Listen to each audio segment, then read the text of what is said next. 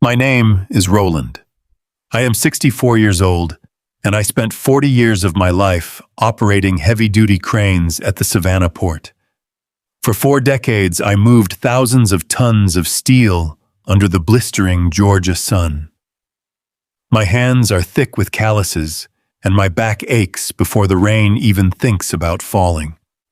I thought I knew what heavy meant, but nothing I ever lifted was as heavy as the crisp white envelope my daughter-in-law slid across the dinner table on the night of my 64th birthday.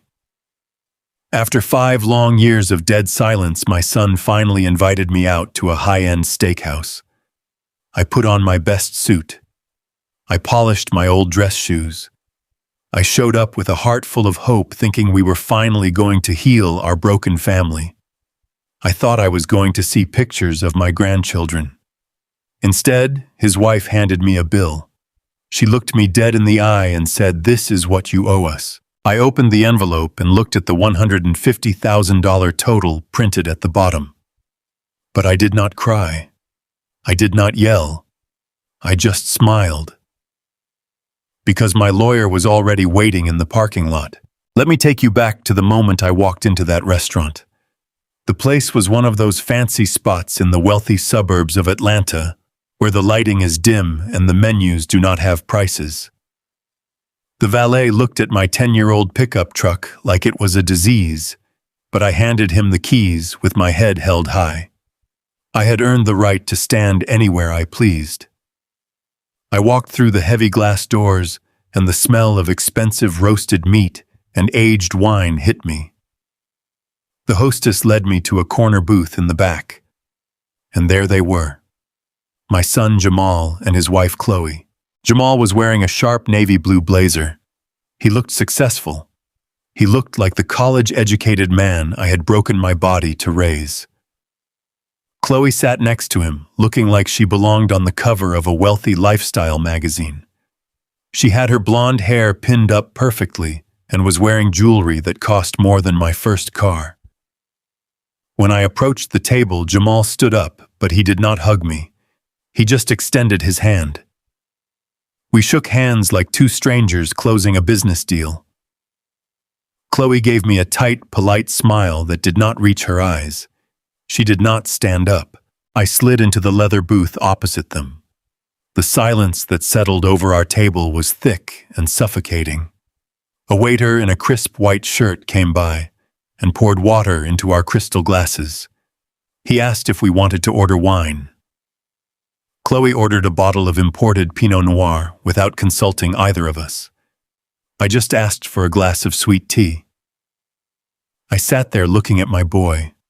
He was 32 years old now, a grown man with a family of his own. But he could not meet my gaze.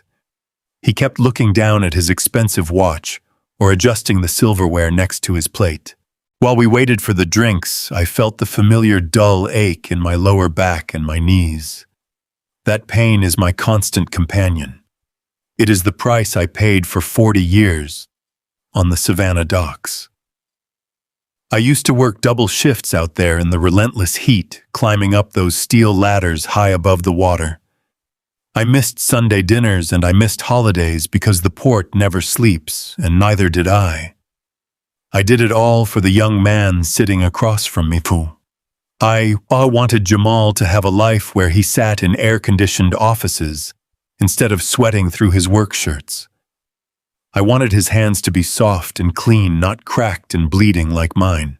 I paid for his university education entirely out of my own pocket. Every time I received my paycheck, I set aside the lion's share for his tuition books and rent. I wore the same boots for 5 years so he could have a reliable car to drive to his classes. And when he graduated and met Chloe, they came to me with a dream of buying a beautiful home in a safe neighborhood. They said they needed a down payment and a strong cosigner. I did not hesitate. I went to the bank and drained half of my retirement fund, half of my 401k gone in a single afternoon. I co-signed the mortgage, placing my own financial security on the line to give them a head start in life. I did it gladly because that is what a father does. You lay yourself down as the foundation so your children can build their castles. But the return on my investment was a locked door. The very moment the ink was dry on their marriage license and the deed to the house was secured, everything changed. The phone calls stopped. The Sunday visits disappeared. When I tried to call Jamal to see how his new life was going, it would go straight to voicemail. At first, I made excuses for him. I told myself he was just busy settling into his marriage and his new career. But weeks turned into months, and months turned into years. When Chloe got pregnant with my first grandson, I found out through a mutual friend. I bought a crib and a mountain of baby clothes.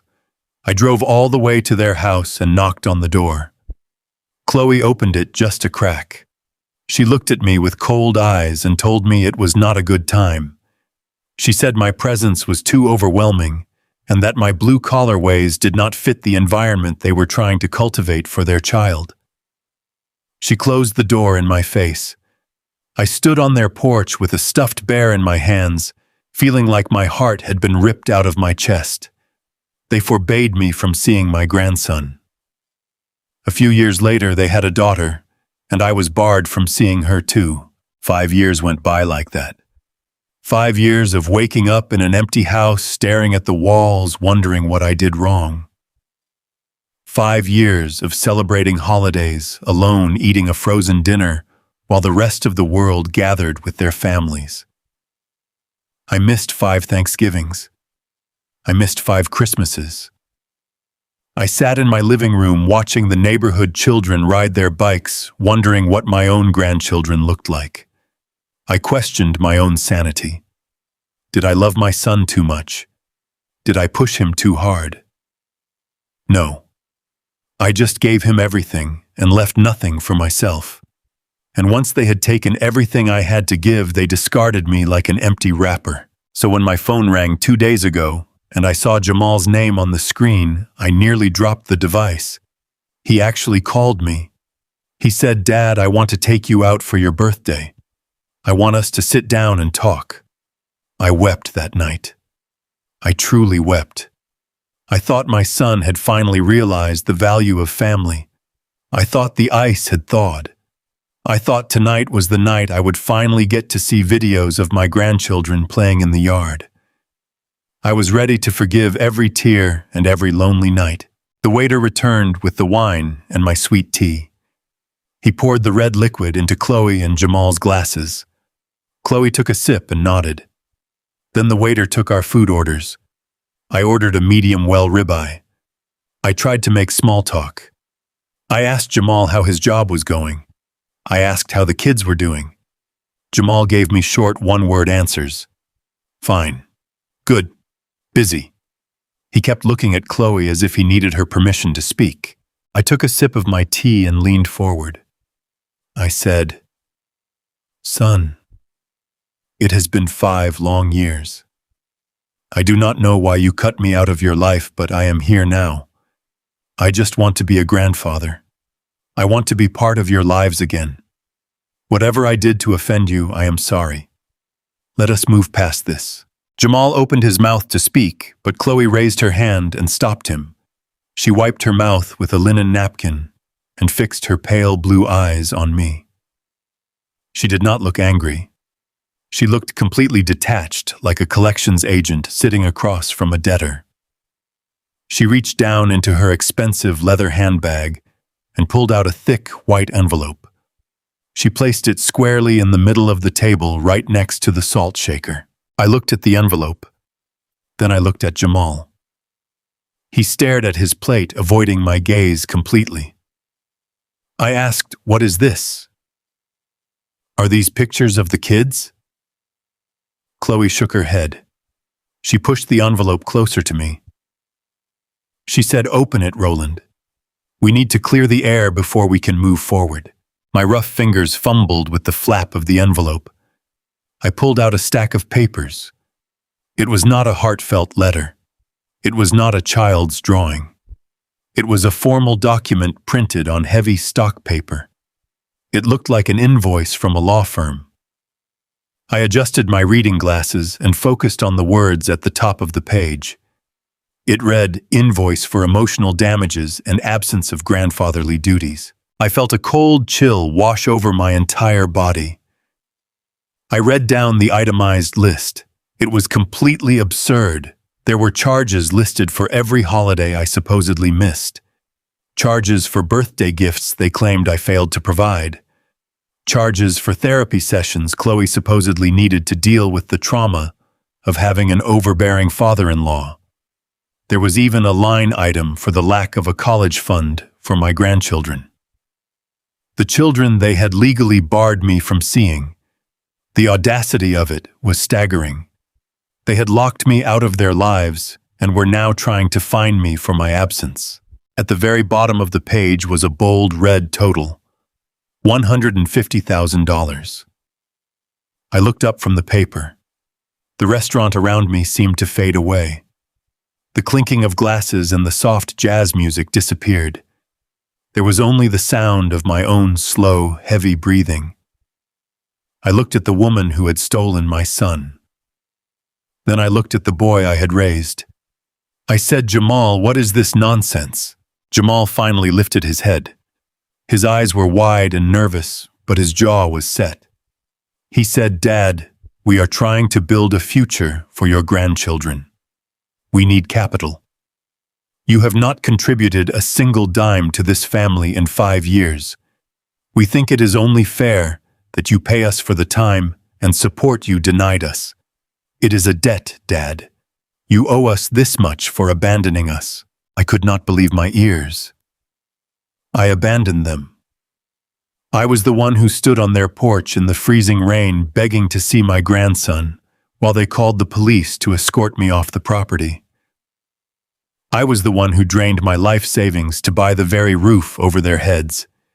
And now they were sitting in a high-end restaurant eating food I was probably paying for attempting to extort $150,000 from me. Chloe leaned across the table. Her voice dropped to a low, threatening whisper. She said, "Listen to me very carefully, Roland. We know you have money left in your pension. We know your house is paid off. You will liquidate whatever you need to, and you will pay this bill. If you refuse, I promise you that you will never see those children until the day you die. I will file permanent restraining orders. I will stand up in front of our entire church congregation and tell them how you neglected us. I will ruin whatever reputation you have left in this city. You will pay us, or you will die a lonely, miserable old man." The sheer evil of her words hung in the air. This was not about healing a family. This was a calculated shakedown. They needed exactly $150,000 for something specific, and they were using my love for my grandchildren as a weapon to rob me blind. Any other man might have shouted. Any other father might have flipped the table, shattered the wine glasses, and caused a scene. I felt the familiar burn of righteous anger rising in my chest. The kind of anger that makes a man want to break things. But 40 years of operating heavy machinery teaches you patience. You do not make sudden moves when you are holding tons of weight suspended in the air. You calculate. You observe. You strike when the moment is right. I looked at the invoice again. I looked at the exact figure. $150,000. It was too specific to be a random extortion attempt. They were desperate. The sweat forming on Jamal's forehead gave it away. Chloe's tight grip on her wine glass gave it away. They were in deep trouble, and they viewed me as their personal bank vault. I slowly folded the invoice precisely in half. Then I folded it again. I slid the thick paper into the inner pocket of my suit jacket. I patted my chest, making sure it was secure. I let the silence stretch out, allowing them to stew in their own anxiety. Then I smiled. It was not a warm smile. It was the cold, sharp smile of a man who sees exactly what kind of snakes have slithered into his garden. I looked at Chloe and I looked at Jamal. I said, "I understand. I hear you both loud and clear. Let me take this home and have my attorney look it over. We will be in touch. I did not wait for their food to arrive. I did not wait for them to respond. I simply slid out of the leather booth, stood up, and walked away. I did not look back as I strode through the restaurant and out the heavy glass doors into the warm Georgia night. I walked past the valet to my old pickup truck. I opened the door and climbed inside. I pulled out my phone and dialed a number. The man on the other end answered on the first ring. It was Richard, my longtime friend and attorney. He was sitting in his car right across the street, waiting for my signal. I said, "Richard, they took the bait. They handed me the demand in writing, just like we thought they would. The war has officially begun." I stared at the thick white paper resting next to my water glass. $150,000. The black ink on the page seemed to blur together for a second.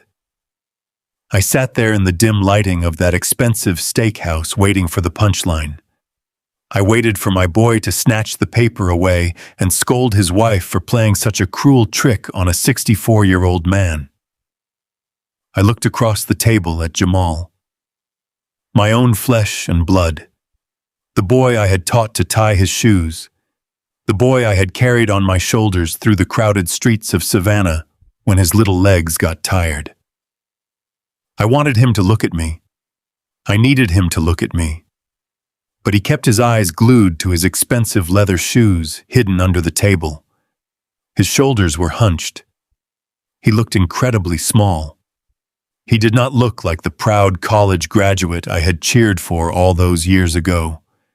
He looked like a coward who could not face the man who gave him everything. The silence in that upscale restaurant was deafening. Waiters carrying silver trays of roasted meat and steamed vegetables walked past us. Wealthy couples laughed over glasses of expensive wine. But our corner booth felt like a graveyard. I felt a heavy knot forming in my throat. I swallowed hard, trying to push down the rising tide of heartbreak. I wanted to reach across the table and shake some sense into him. I wanted to ask him if he remembered the nights I came home from the port, covered in grease and rust, barely able to stand, just so he could have a new baseball glove. I wanted to ask him if he remembered the promises we made to always look out for each other after his mother passed away. I said his name again. Softly at first. Jamal. Look at your father. Tell me this is some kind of mistake. Tell me you did not bring me out here after 5 years of freezing me out, just to hand me a ransom note for my own grandchildren. He shifted in his seat. He picked up his silver fork and put it down again. The fancy ambient lighting caught the gold watch on his wrist. A watch I certainly had never been able to afford during my 40 years of operating heavy machinery. The tension in the air was so thick you could cut it with a knife. I watched his chest rise and fall. He was breathing heavily. He was terrified, but he was not terrified of losing his father. He was terrified that his plan was not going to work. Finally, he lifted his head. But he still refused to meet my eyes. His gaze floated somewhere near my collarbone. When he spoke, his voice lacked any warmth. It sounded rehearsed. It sounded like he was reading from a script someone else had written for him. He muttered that they needed capital for an investment. He said the housing market was shifting, and they had an opportunity they could not afford to pass up. Then he said the words that truly broke me.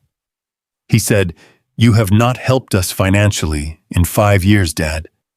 You have been sitting on your pension and your paid-off house while we have been out here struggling to build a future for your grandchildren. We think it is only fair that you compensate us for the time and support you denied us." The betrayal shattered my heart into a million jagged pieces.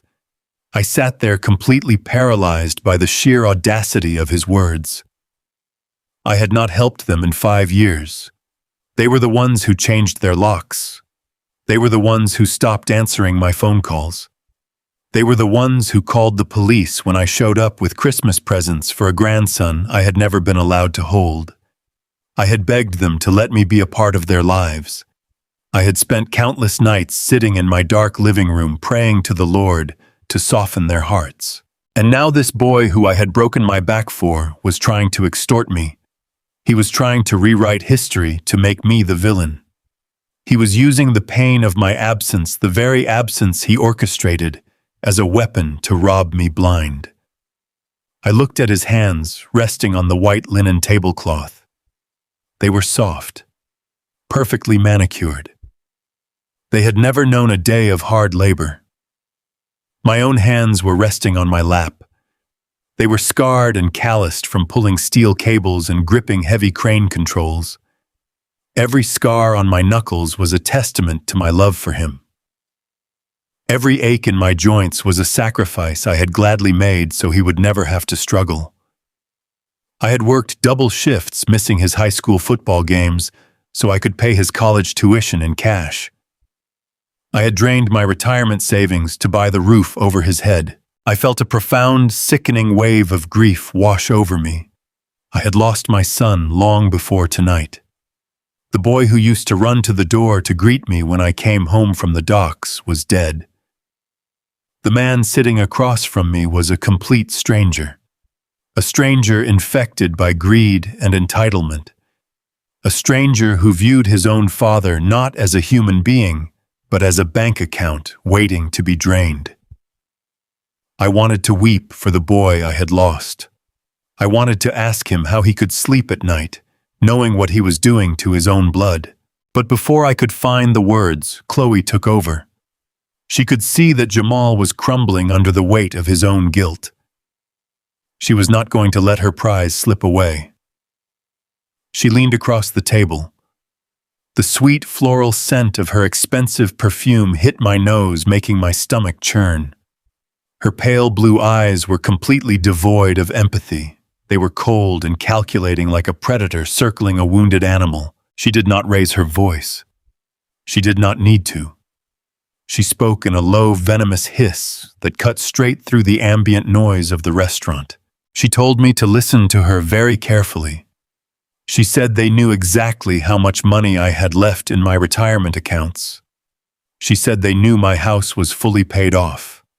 She laid out her demands with the precision of a ruthless corporate raider.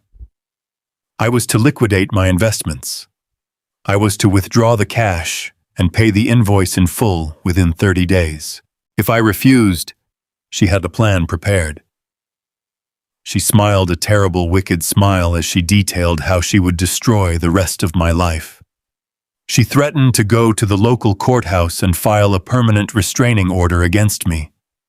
She said she would fabricate stories about me being unstable and dangerous to children. She promised that if I did not pay, I would never be allowed within 100 yards of my grandchildren. I would never know their favorite colors. I would never hear them call me Grandpa. They would grow up believing I was a monster who never loved them. But she did not stop there. She knew exactly what mattered to an older man like me. She knew about my standing in the community. I had been a faithful member of our local church for over 40 years. I served on the usher board every single Sunday. I helped organize the community food drives every Thanksgiving. Those people were my extended family. They were the ones who supported me when I was raising Jamal on my own after his mother passed. They were my sanctuary. Chloe leaned in closer and hissed that she would drag my name through the mud at that very church. She said she would stand up in front of the entire congregation on a Sunday morning and deliver a tearful testimony about how I had abandoned my son and neglected my innocent grandchildren. She would twist the truth so beautifully that every friend I had ever known would turn their back on me. She would make sure I was an outcast in the only community I had left. She sat back in her chair, looking incredibly satisfied with herself. She believed she had me completely trapped. She believed that an old, tired man like me would crumble under the threat of public humiliation and permanent isolation from his bloodline. She expected me to break down crying. She expected me to beg for mercy. She expected me to pull out my checkbook right then and there. I felt the blood rushing in my ears. The sheer evil radiating from this woman was suffocating. I had spent my entire life trying to be a good man. I had worked honestly. I had loved deeply. And here was this entitled, arrogant woman trying to hold my love for my family hostage for a massive payout. For a brief, agonizing moment, the pain was so intense I could barely breathe. The weight of their betrayal pressed down on my chest like a shipping container slipping from a crane hoist. I looked at the invoice again. $150,000 for emotional damages. It was a sick joke. A twisted ransom note presented over a fancy steak dinner. Any other man might have lost his mind. I could have screamed. I could have flipped the heavy wooden table and shattered the expensive crystal glasses. I could have cursed them both loudly enough for every wealthy patron in that restaurant to hear. The rage was certainly there, burning hot and bright in the center of my chest.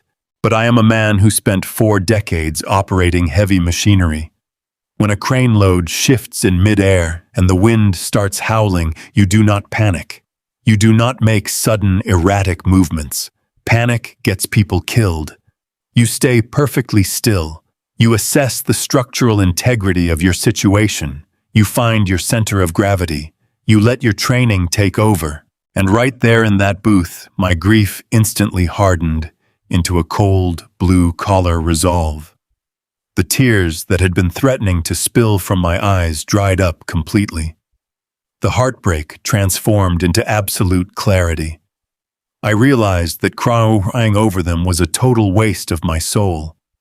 They were not my family anymore. They were a threat, and a man must always protect his livelihood from a threat. I reached out with steady hands.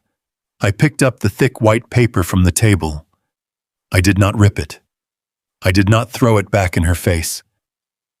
I slowly folded the invoice in half, matching the corners perfectly. Then I folded it again, making a neat small square. I unbuttoned my suit jacket and slid the paper into my breast pocket right next to my heart. I looked at Chloe. Her smug smile faltered just a fraction. She was confused by my silence. She was expecting a breakdown, not composure. Then I looked at Jamal. He finally glanced up, meeting my eyes for the first time all evening. What he saw in my gaze must have terrified him.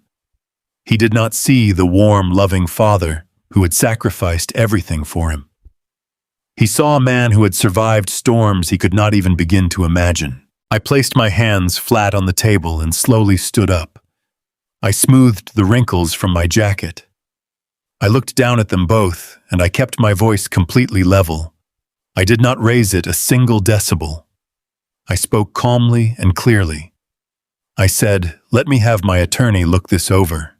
I did not wait for their reaction. I did not say another word. I simply turned my back on them and walked away. I strode through the dining room, past the bewildered waiter holding a tray of steaks, past the hostess stand, and out through the heavy front doors.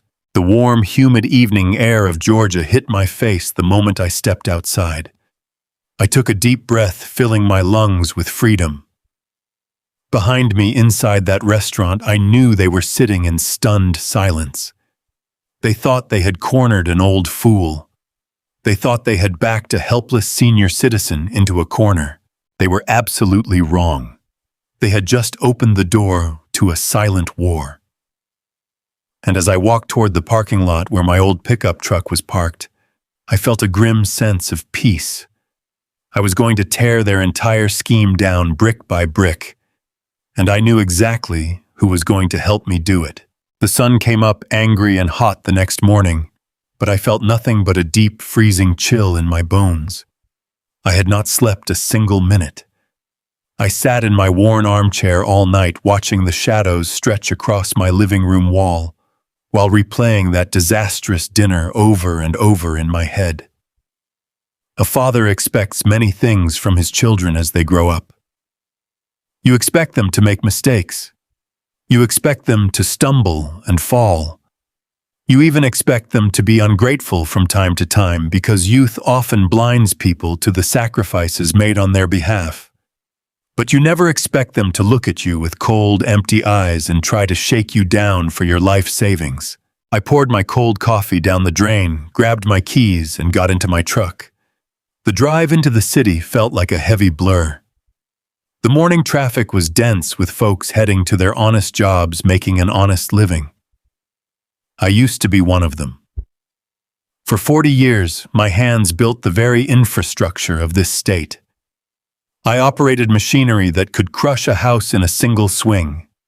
Now those same hands gripped the steering wheel so tight, my knuckles turned white. I was heading to see Richard. Richard and I went way back. We met decades ago when he was just a young attorney starting out, and I was navigating a complicated labor dispute down at the Savannah docks. He had a brilliant mind, but more importantly, he had a moral compass that did not waver under pressure. He knew my history. He knew how much I had sacrificed for Jamal. Walking into his downtown office felt different today. Usually we met to discuss simple tax preparations or updating my standard will. Today I was walking into a war room. His receptionist offered me a bottle of water, but I declined and walked straight into his main office. Richard was sitting behind his heavy oak desk, surrounded by thick law books and neatly stacked case files. He looked up and immediately saw the dark storm brewing in my eyes. I did not waste time with pleasantries or small talk. I reached into my breast pocket, pulled out that folded piece of paper, and laid it flat on his desk. I smoothed out the creases with my thick fingers. Richard put on his reading glasses and looked at the paper. I stood there and watched his face change. First, it was sheer confusion, then utter disbelief.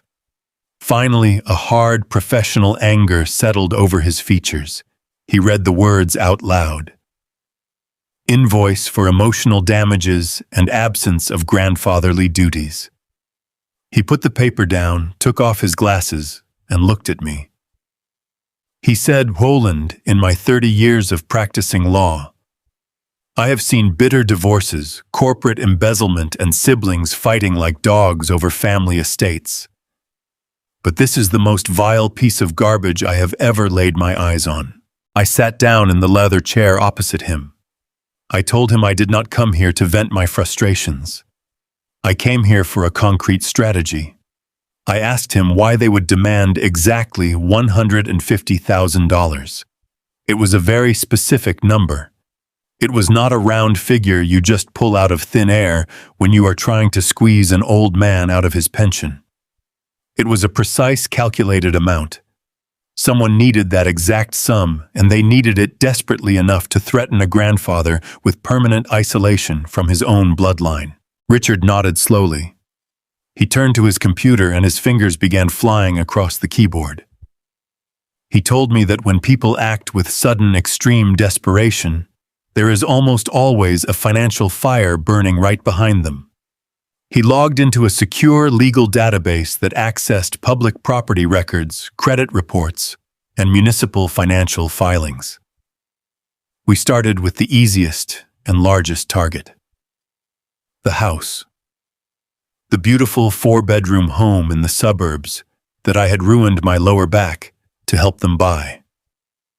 The home where my name was still sitting on the original mortgage as the primary co-signer. The laser printer in the corner of the room hummed softly.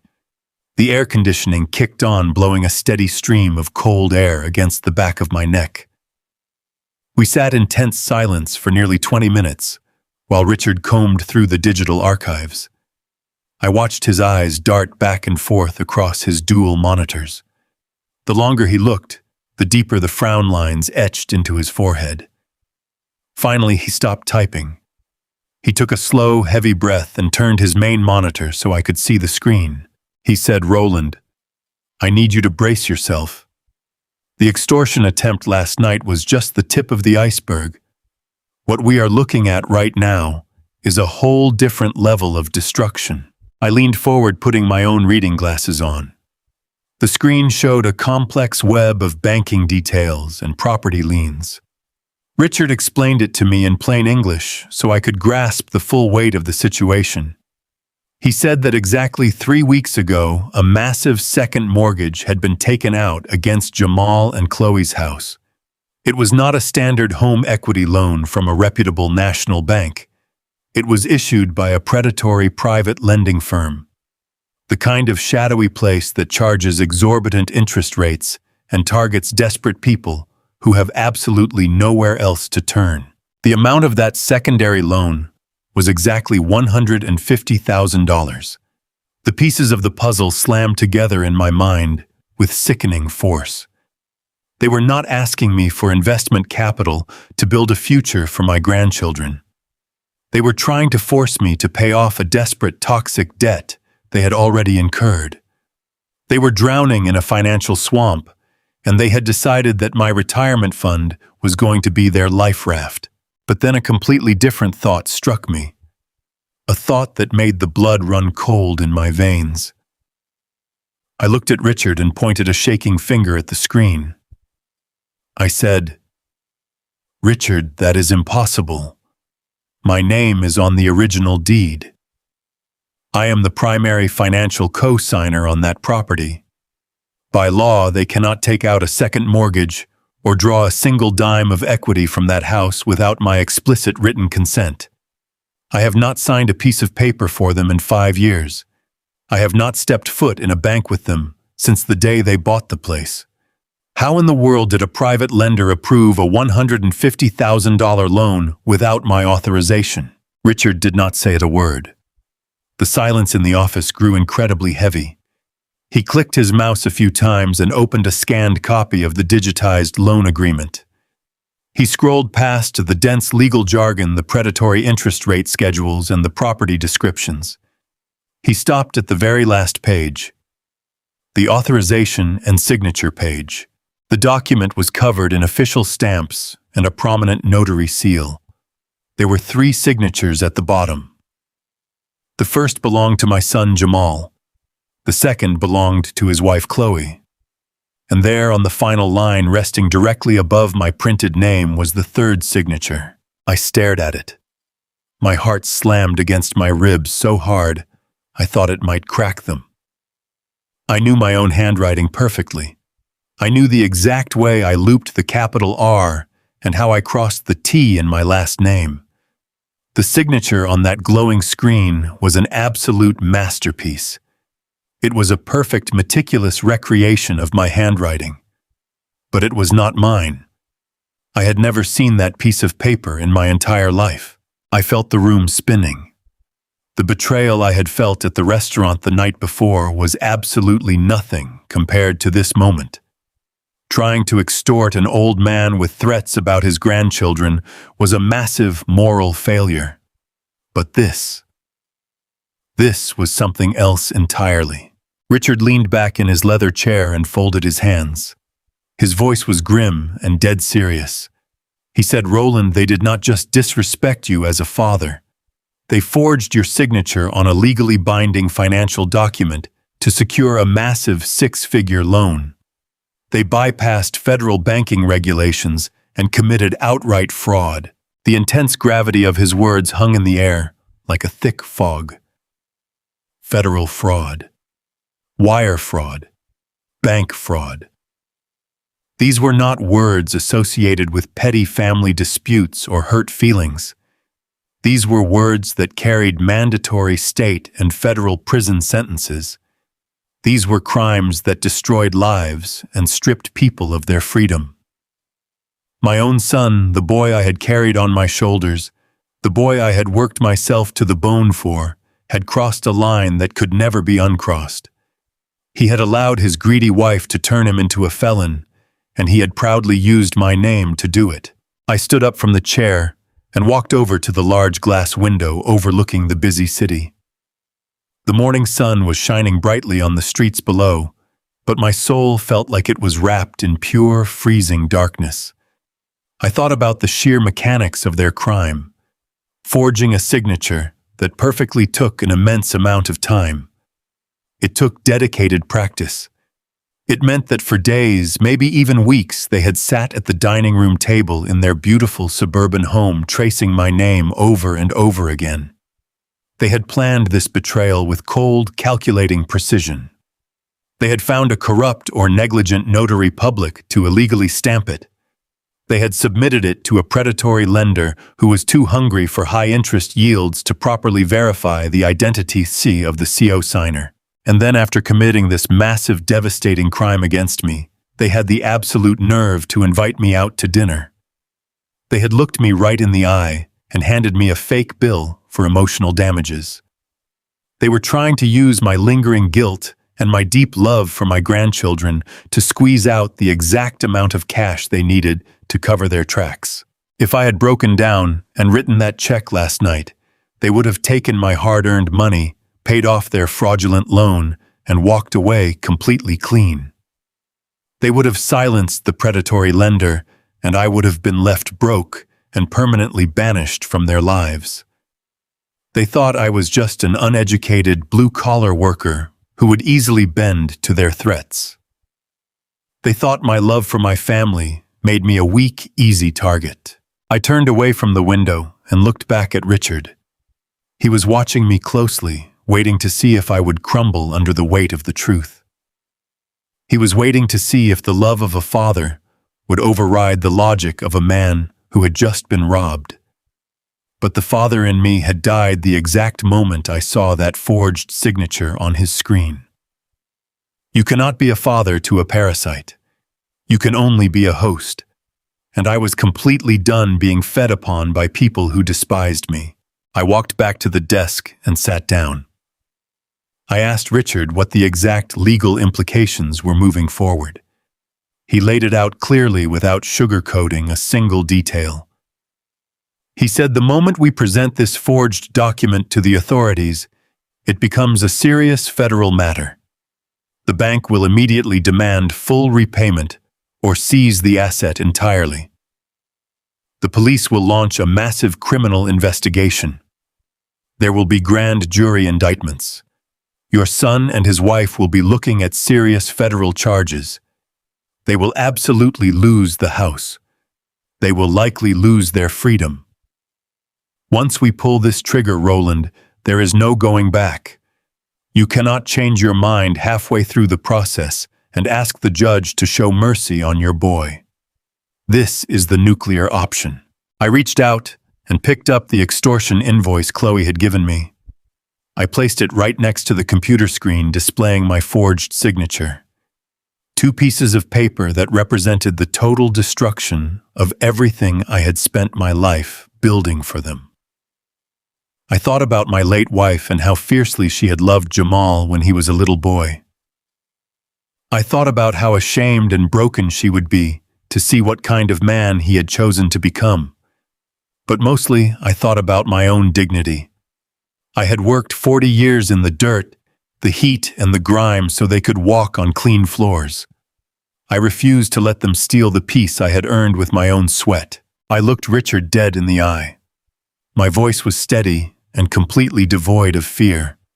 I told him to prepare the documents. I told him we were not going to just defend ourselves against their petty threats. We were going to go on the offensive. We were going to find out exactly who this predatory lender was. We were going to find out why they needed that money so desperately and so quickly. And then we were going to build a trap so tight they would never see it coming. I told him to draft the official fraud reports, but to hold them in his desk until I gave the absolute final signal. They wanted to play reckless games with my life savings and my legacy. Now it was my turn to show them what happens when you try to con a man who has nothing left to lose. I stared at the glowing monitor in Richard's office for a long time. The forged signature burned into my retinas. After the initial shock began to settle, a different kind of reality started creeping into my mind. I know the boy I raised. I spent 32 years watching him grow, watching how his mind worked. Jamal was many things. He was weak. He was easily swayed. He was a coward who could not look his own father in the eye during a fancy steak dinner. But he was not a criminal mastermind. My son did not have the sheer technical knowledge or the aggressive nerve required to orchestrate high-level real estate fraud. He would not even know where to begin, finding a shadow lender willing to bypass standard banking protocols. Someone else had drawn up the blueprint for this heist. Jamal was just the fool who held the pen. I voiced this thought to Richard. I told him my boy is a follower. He always has been. When he was a teenager, he only got into trouble when he fell in with a bad crowd who told him exactly what to do. Chloe is sharp and she is ruthless, but even she does not have the industry connections to push through a fraudulent second mortgage without triggering a dozen red flags. They had help. They had someone on the inside guiding them through the loopholes. Richard agreed completely. He leaned over his keyboard and opened a new search window. He said, when you are looking for the architect of a fraud, you follow the trail of specialized knowledge. We needed to look closely at Chloe and the people she surrounded herself with. We began digging into her family tree and her professional associations. It did not take long for a very distinct shadow to fall across our investigation. Her older brother, Travis. I had only met Travis a handful of times before the wedding, and I never liked him. He was one of those guys who wore suits that were a little too shiny and drove leased European sports cars he clearly could not afford. He called himself an independent real estate broker, but he always smelled like cheap cologne and desperation. He was the kind of man who talked constantly about his next big deal, but never actually seemed to close one. I always saw him as a slick talker, a hustler playing a dangerous game of pretend. But now, as Richard pulled up his public records, the true depth of Travis and his sleazy world began to unfold right before our eyes. Travis was not just a failing real estate agent. He was a sinking ship, dragging everyone around him down into the dark water. Richard accessed a network of civil court filings and financial judgments. The screen filled with a terrifying history of catastrophic financial decisions. Travis had built a house of cards on illicit gambling habits and disastrous cryptocurrency investments. When the crypto market crashed a few years back, it completely wiped out his legitimate savings. But men like Travis do not stop gambling when they lose. They double down. They chase the loss, trying to win back their pride and their money in one lucky strike. Richard pulled up a series of recent civil suits. Travis had been sued by 2 different property management companies for embezzling client funds to cover his personal losses. His real estate license was currently under review by the state board, and he was facing imminent suspension. He was completely broke out of options and legally cornered. But the public records only told half the story. Richard tapped his pen against the wooden desk. He explained that when a man like Travis exhausts all the legitimate banks and ruins his credit, he does not simply declare bankruptcy. A man with a severe gambling addiction turns to the shadows.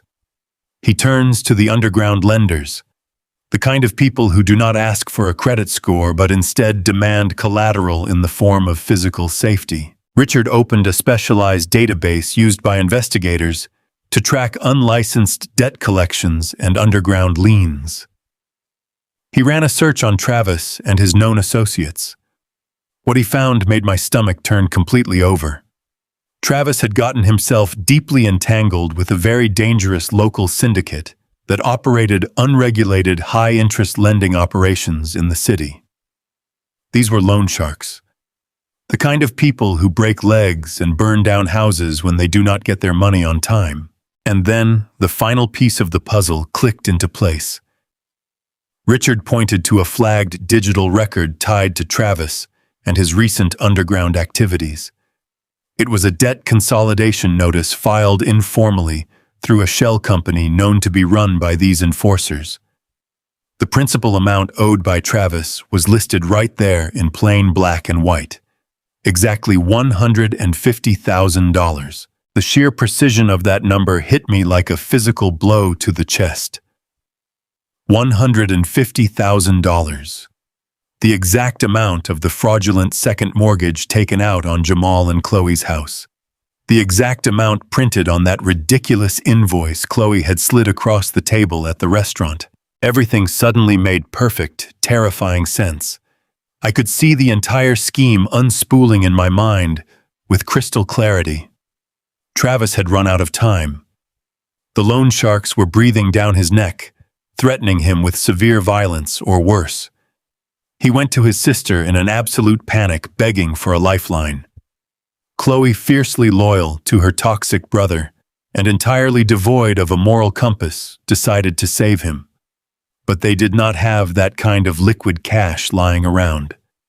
What they did have was a beautiful suburban home with hundreds of thousands of dollars in untapped equity that I had helped build with my own blood, sweat, and tears.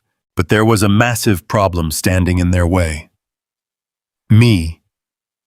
My name was on the deed as the primary co-signer. No legitimate bank would ever let them tap into that equity without my physical presence and my notarized signature. And Chloe knew I would never agree to leverage my hard-earned investment to bail out her degenerate brother. So she manipulated my son. I could practically hear the venomous whispers she must have used in the privacy of their bedroom. She likely told Jamal that her brother's life was in danger. She probably threatened to take the children and leave him if he did not help her. She wore down his weak spine until he agreed to the unthinkable. Travis used his insider knowledge as a real estate broker to find a shady private lender who did not ask too many questions. He knew exactly which corrupt notary to pay off to authorize the paperwork without my physical presence.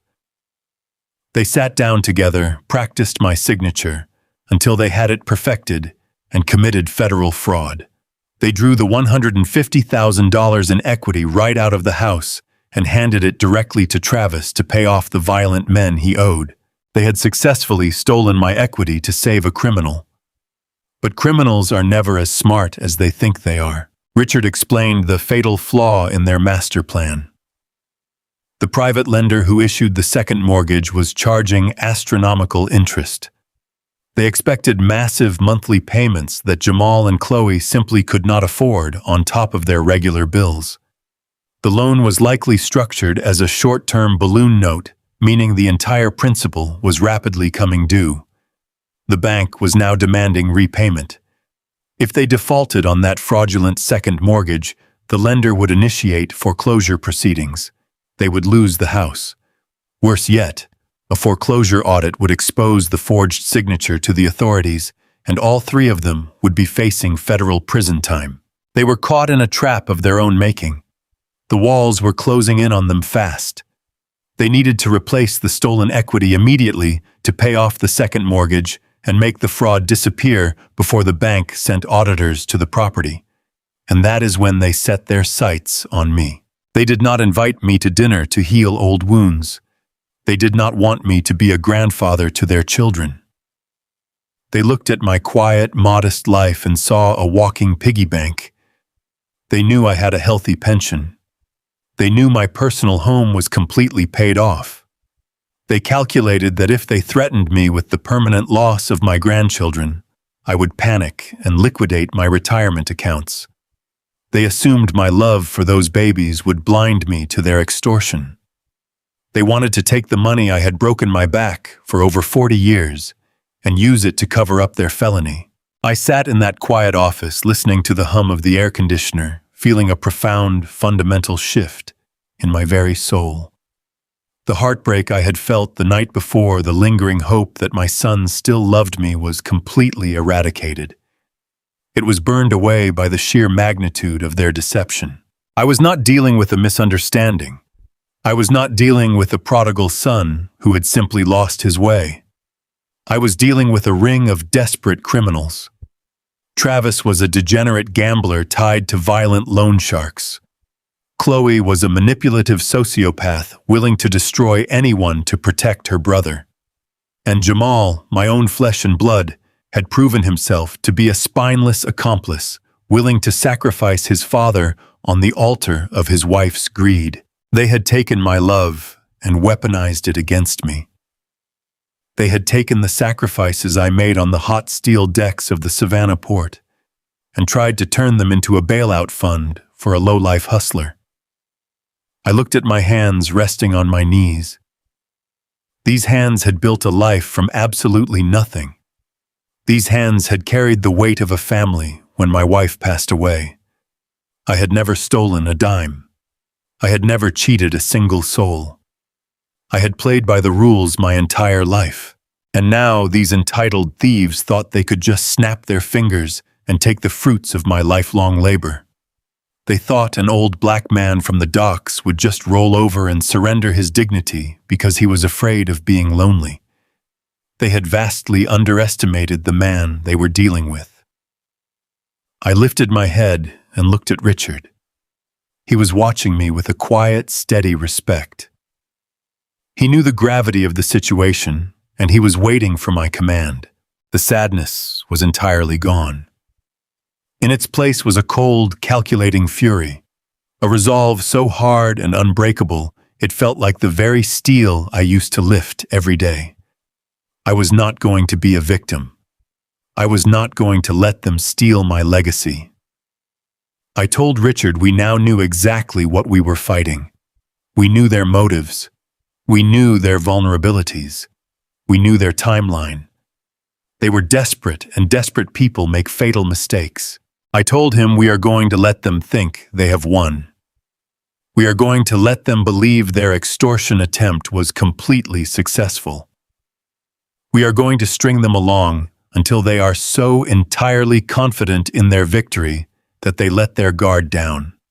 And then we are going to drop the hammer with such absolute precision that they will never be able to recover. This was no longer a family dispute. This was a battle for my survival and my honor. I was ready to go to war, and I was going to make sure that when the dust settled, every single one of them paid for what they had done. I refused to be a victim. When you spend 40 years lifting tons of steel, you learn a very important lesson about gravity. You learn that if you let a heavy load swing out of control, it will completely crush you. You have to stabilize the weight. You have to take command of the machinery. I was not going to sit in my quiet house and cry over a family that viewed me as a disposable bank account. Sorrow is a useless emotion when you are actively being hunted. I needed someone who knew how to hunt the hunters. I called Richard first thing in the morning and asked him for a referral. I told him I needed a professional who operated quietly and efficiently. Someone who knew how to gather undeniable proof without triggering a single alarm. Richard gave me a number, and within an hour I was sitting across a diner table from a man named Dexter. Dexter was a retired vice detective who now ran an elite private investigation firm in Atlanta. He was a quiet, observant man who wore plain clothes and possessed eyes that missed absolutely nothing. I laid out the entire situation for him. I told him about the forged signature on the second mortgage. I told him about the extortion attempt at the steakhouse. I told him about Travis drowning in illicit debts and owing money to very dangerous people. Dexter did not show shock or outrage. He simply took out a small notepad and began formulating a strategy. He said people who commit high-stakes fraud are always arrogant, and their arrogance makes them sloppy. They talk too much when they think nobody is listening. We knew Travis was a creature of habit. Despite being completely broke and on the verge of facing violent retaliation from underground lenders, he still tried to maintain the illusion of being a wealthy real estate broker. Every Thursday afternoon, he held court at an exclusive golf and country club on the north side of the city. He always reserved the same secluded corner booth in the lounge where he would nurse an expensive bourbon and pretend he was closing massive deals. Dexter told me that this club was the perfect environment for a trap. It was private enough to make Travis feel secure, but public enough for a skilled operative to slip in unnoticed. The plan was highly technical, but brilliantly simple. Dexter had a contact on the catering staff at the country club. For a very generous fee, this contact provided Dexter with a temporary vendor uniform and a clear schedule of when Travis usually arrived. Dexter was equipped with a state-of-the-art micro-listening device. It was a tiny transmitter no bigger than a coin designed to pick up whispering in a noisy room and broadcast the audio to a secure encrypted receiver. The conflict was no longer about defending my retirement fund. It was about infiltrating their inner circle and capturing their true intentions on a digital record. On Thursday afternoon, I parked my heavy-duty pickup truck in a sweltering commercial parking lot about 2 miles down the road from the country club.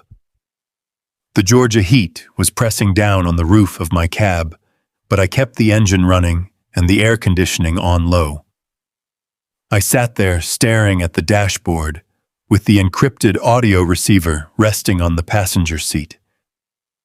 My hands gripped the steering wheel tightly. The contrast between my reality and theirs was a bitter pill to swallow. I had earned every single dollar to my name by breaking my back in the grease and the grime of the Savannah port. Meanwhile, the people trying to steal my life savings were sipping cocktails in an air-conditioned lounge surrounded by manicured lawns and wealthy socialites. At precisely 2:00, the receiver crackled to life. A burst of static filled the cab of my truck, followed immediately by the ambient sounds of the country club lounge.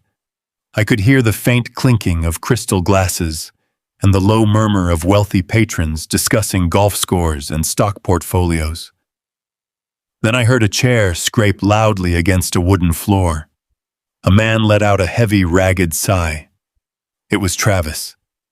He had just arrived at his usual corner booth. Dexter had successfully planted the bug right under the table.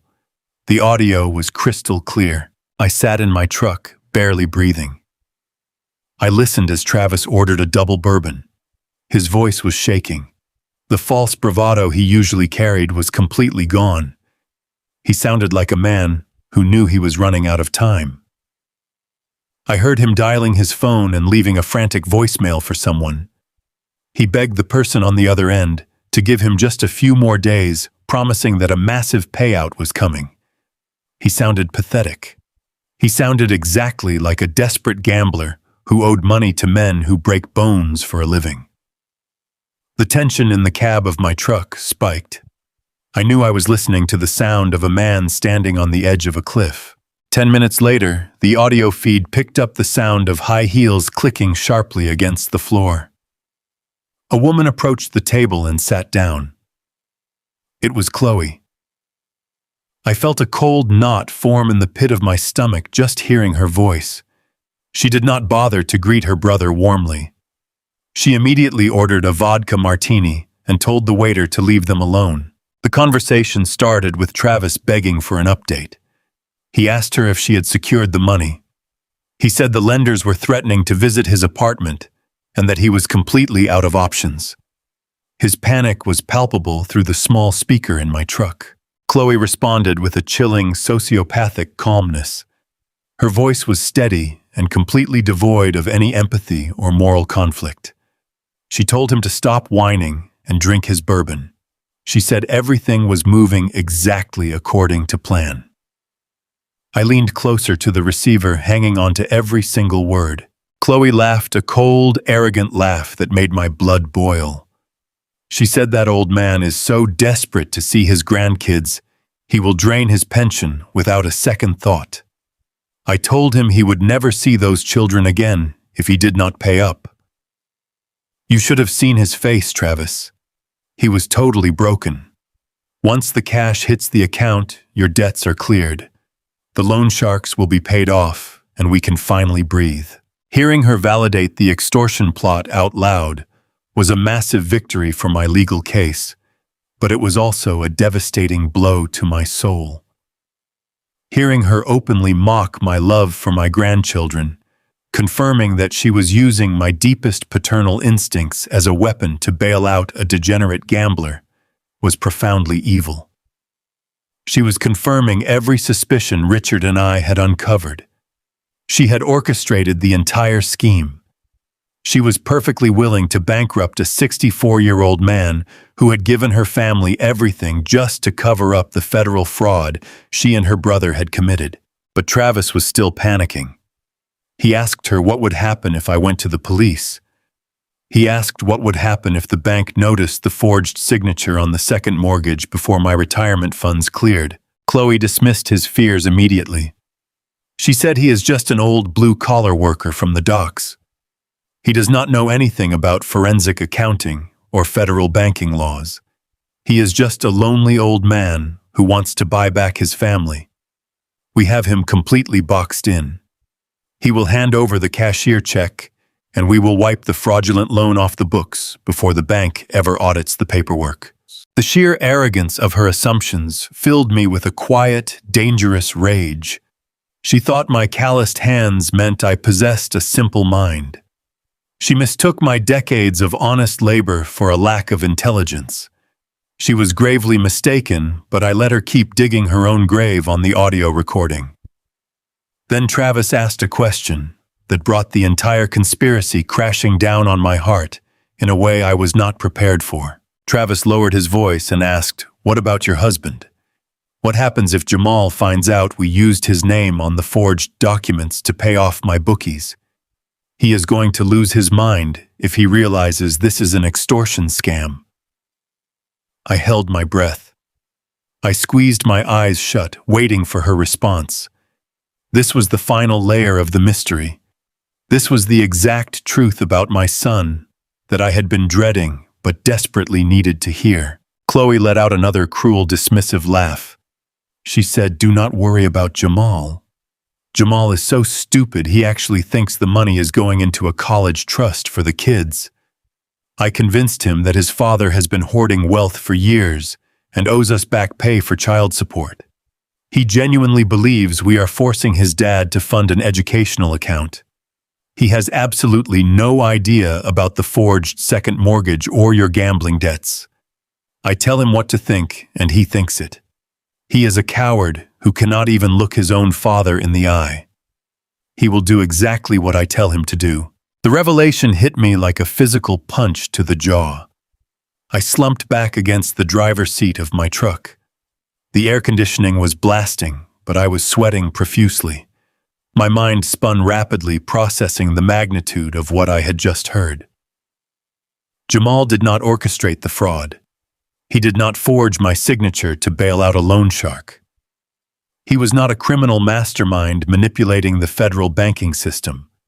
He was a pawn. He was a weak, pathetic follower who allowed his toxic, manipulative wife to completely control his reality.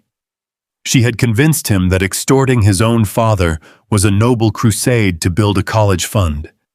She had fed him a narrative of resentment and entitlement, and he had swallowed it whole without ever questioning her motives. He was too cowardly to stand up to her, and too foolish to realize she was using his name to commit federal crimes that could send him to prison. For a brief fleeting moment, a tiny spark of paternal pity flared up in my chest. My son was being played. He was a useful idiot caught in a web of deceit spun by a sociopath. I thought about calling him right then and there. I thought about playing the audio for him and showing him exactly how his wife viewed him. I thought about trying to save him from the catastrophic legal ruin that was hurtling toward him. But that spark of pity was immediately extinguished by the cold, hard truth of his actions. Ignorance does not equal innocence. Being a coward does not absolve you of the damage you cause. Jamal might not have known about the loan sharks, but he absolutely knew he was extorting me. He sat across from me at that steakhouse and looked at the calluses on my hands and still demanded $150,000. He agreed to lock me out of my grandchildren's lives for 5 years, simply because his wife told him to do it. He allowed my heart to break day after day, month after month, out of sheer weakness. A man who lets a snake bite his father because he is too afraid to step on the snake is just as guilty as the reptile. I had spent my entire life trying to raise a strong, independent man. I had sacrificed my body and my youth to give him every advantage, and he had chosen to be a spineless accomplice to his own family destruction. He had chosen his path, and now he was going to have to walk it all the way to the bitter end. I sat up straight in the cab of my truck. The emotional conflict was completely over. The hesitation that had been lingering in the back of my mind was entirely gone. I reached over and pressed the button on the audio receiver, saving the encrypted file to the secure digital drive. I had captured everything I needed. I had the confession. I had the motive. I had the absolute undeniable proof of their conspiracy. I put the truck in gear and pulled out of the commercial parking lot. I did not feel like a grieving father anymore. I felt like an operator who had just locked his crane onto a massive payload. The load was secured. The cables were tight. It was time to swing the machinery and drop the weight directly on top of their entire miserable operation. I drove back toward the city to meet with Richard. It was time to close the trap. I drove away from this commercial lot, with the encrypted audio file safely stored in my pocket. But my heart was waging a bitter, violent war against my brain. The recording I had just captured was undeniable proof of their conspiracy. I had heard Chloe pulling the strings with the cold precision of a sociopath, and I had heard my son reduced to a blind, obedient pawn. Logic told me to march straight into Richard's office and hand over the tape to the federal authorities.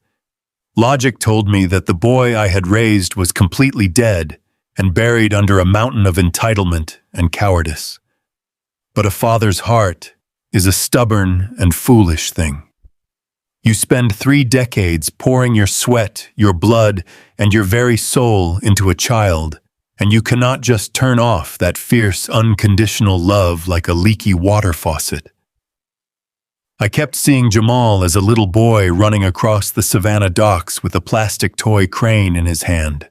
I kept remembering the way he cried when his mother passed away, clinging to my grease-stained work shirt and asking me if we were going to be okay. That ghost of the past was sitting right there in the passenger seat of my heavy-duty truck, begging me to give him one last chance to be a decent man. I owed it to the memory of my late wife to try. I needed to know with absolute certainty if there was even a single drop of my honest blood left in his veins, or if his wife had drained his integrity completely dry. I pulled my truck into the crowded parking lot of my local bank branch. The midday Georgia sun was baking the dark asphalt, sending wavy, distorted lines of blistering heat rising up from the pavement. I put the truck in park and turned off the engine, letting the heavy, suffocating silence of the cabin settle over me. I stared through the dusty windshield at the red brick building of the bank. I had deposited 40 years of bone-crushing labor into that institution. Every single dollar in my accounts represented a drop of sweat, a missed meal, a torn muscle. I had sacrificed my own youth to build that financial safety net. Now I was going to use that very location as the stage for the most agonizing and important test of my entire life. I picked up my cell phone from the center console. It felt like it weighed 50 pounds. My hands, the exact same hands that had operated massive steel winches and rigged thousands of tons of heavy cargo, were actually shaking. I closed my eyes and took a deep, ragged breath, pulling the hot, humid air into my lungs. I knew I had to bury the tough, resilient crane operator for just a few minutes. I had to become the broken, lonely senior citizen that Chloe and Travis believed I was. I cleared my throat, letting my broad shoulders slump forward against the steering wheel. I practiced making my breathing sound shallow and unsteady. I rehearsed the trembling tone of a defeated grandfather who was terrified of dying alone and forgotten. I needed Jamal to believe that he held all the power. I needed him to think that his extortion plot had worked perfectly and that I was completely surrendered to his demands. I stared at his name on my contact list for a long time. I was about to offer him the ultimate lifeline. If he took it, I would shield him from the storm. If he rejected it, I would become the storm. With a heavy thumb, I pressed the green call button and raised the phone to my ear. The phone rang once, twice, 3 times. Every ring felt like a heavy iron hammer striking a cold anvil right in the center of my chest. On the 4th ring, the line clicked open. He picked up, but he did not say hello. He just breathed into the receiver, waiting for me to speak first. I leaned my head back against the headrest and let out a long, trembling sigh. I said, "Jamal, it is your father. I am sitting in the parking lot of the bank right now." I made sure my voice cracked just enough to sound completely desperate and beaten down. I told him I had spent the entire night awake thinking about what Chloe said at the fancy steakhouse. I told him I could not bear the agonizing thought of never seeing my grandchildren grow up. I laid my pride flat on the floor and let him walk all over it. I said, I am ready to go inside and start the transfer process. I am ready to liquidate my retirement funds and get the cashier check for the $150,000. I heard him shift nervously on the other end of the line. The background noise was completely quiet. He was likely pacing back and forth across the hardwood floors of the house I had helped him buy. He asked me what I was waiting for in a voice that tried to sound tough but merely sounded anxious. I gripped the leather steering wheel tighter. I said, "Before I walk through those glass doors, I need you to do something for me. I need to hear it directly from you." He asked me what I wanted to hear. I took another shaky breath and poured every ounce of genuine fatherly pleading into my words. I said, "Son, I know things have been incredibly hard between us. I know I was not a perfect father because I was always working. But I need you to look me in the eye through this phone and swear to me what this money is really for." I gave him the wide open door. I laid down a golden bridge for him to cross over and escape the trap his wife had built. I said, "Jamal, if you are in some kind of deep trouble, you can tell me. If this money is about something else, you just need to be honest right now. Tell me the absolute truth, and I will forgive everything. We can fix whatever massive mess you are in together, just like we used to when you were a boy. Just tell me the truth, and I will protect you." I waited. I sat in the stifling heat of my truck and prayed to a God I hoped was listening, that my boy would finally break. I wanted him to confess about the forged second mortgage. I wanted him to admit that his wife was using my life savings to bail out her degenerate brother from his violent gambling debts. If he had just said, "Dad, I am in way over my head, and I am terrified," I would have dropped the entire counterattack on the spot. I would have found a brilliant legal way to save him from federal prison. I would have hired the best defense attorneys in Georgia to shield him from the fallout. The silence on the line stretched out for what felt like an absolute eternity. I could almost hear the gears turning in his panicked mind. He was standing at the ultimate crossroads of his life. He could choose his father and salvation, or he could choose his manipulative wife and total destruction. Then Jamal cleared his throat. His voice grew suddenly firm, completely adopting the fraudulent script his wife had written for him. He pushed aside my mercy and chose the path of the coward. He said, "There is no trouble, Dad. We are just trying to secure a proper future for your grandchildren. This money is going straight into an educational trust fund for their college tuition. You owe them this much after ignoring our family for 5 long years." I closed my eyes as a physical wave of nausea washed over my entire body. He was sticking to the extortion lie even when offered total amnesty. But he was not quite done. To seal the deception, to make absolutely sure he squeezed every last dime out of my bleeding heart, he took it one unforgivable step further. He lowered his voice to sound sincere and earnest. He said, "I swear it, Dad. I swear on my mother's grave that this money is for the kids. Do the right thing and go into the bank. He swore on his mother's grave. He invoked the sacred memory of the beautiful woman who had loved him unconditionally, the woman who had scrubbed floors and clipped coupons so he could wear nice clothes to school. He used her memory to cover up a federal banking crime meant to save a sleazy, degenerate loan shark. I remembered the day we buried his mother.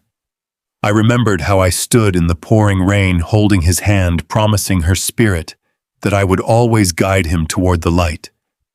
I had kept that promise. I had broken my own body to keep him safe from the harsh realities of the world. And this was my repayment. He was desecrating her resting place with a lie so foul it defied comprehension. At that exact moment, the very last ounce of paternal mercy in my soul died. It did not fade away slowly. It was violently and instantly extinguished. The ghost of the innocent little boy playing on the Savannah docks vanished forever, replaced by the cold, stark reality of the treacherous stranger breathing on the other end of the phone. The transformation inside me was absolute.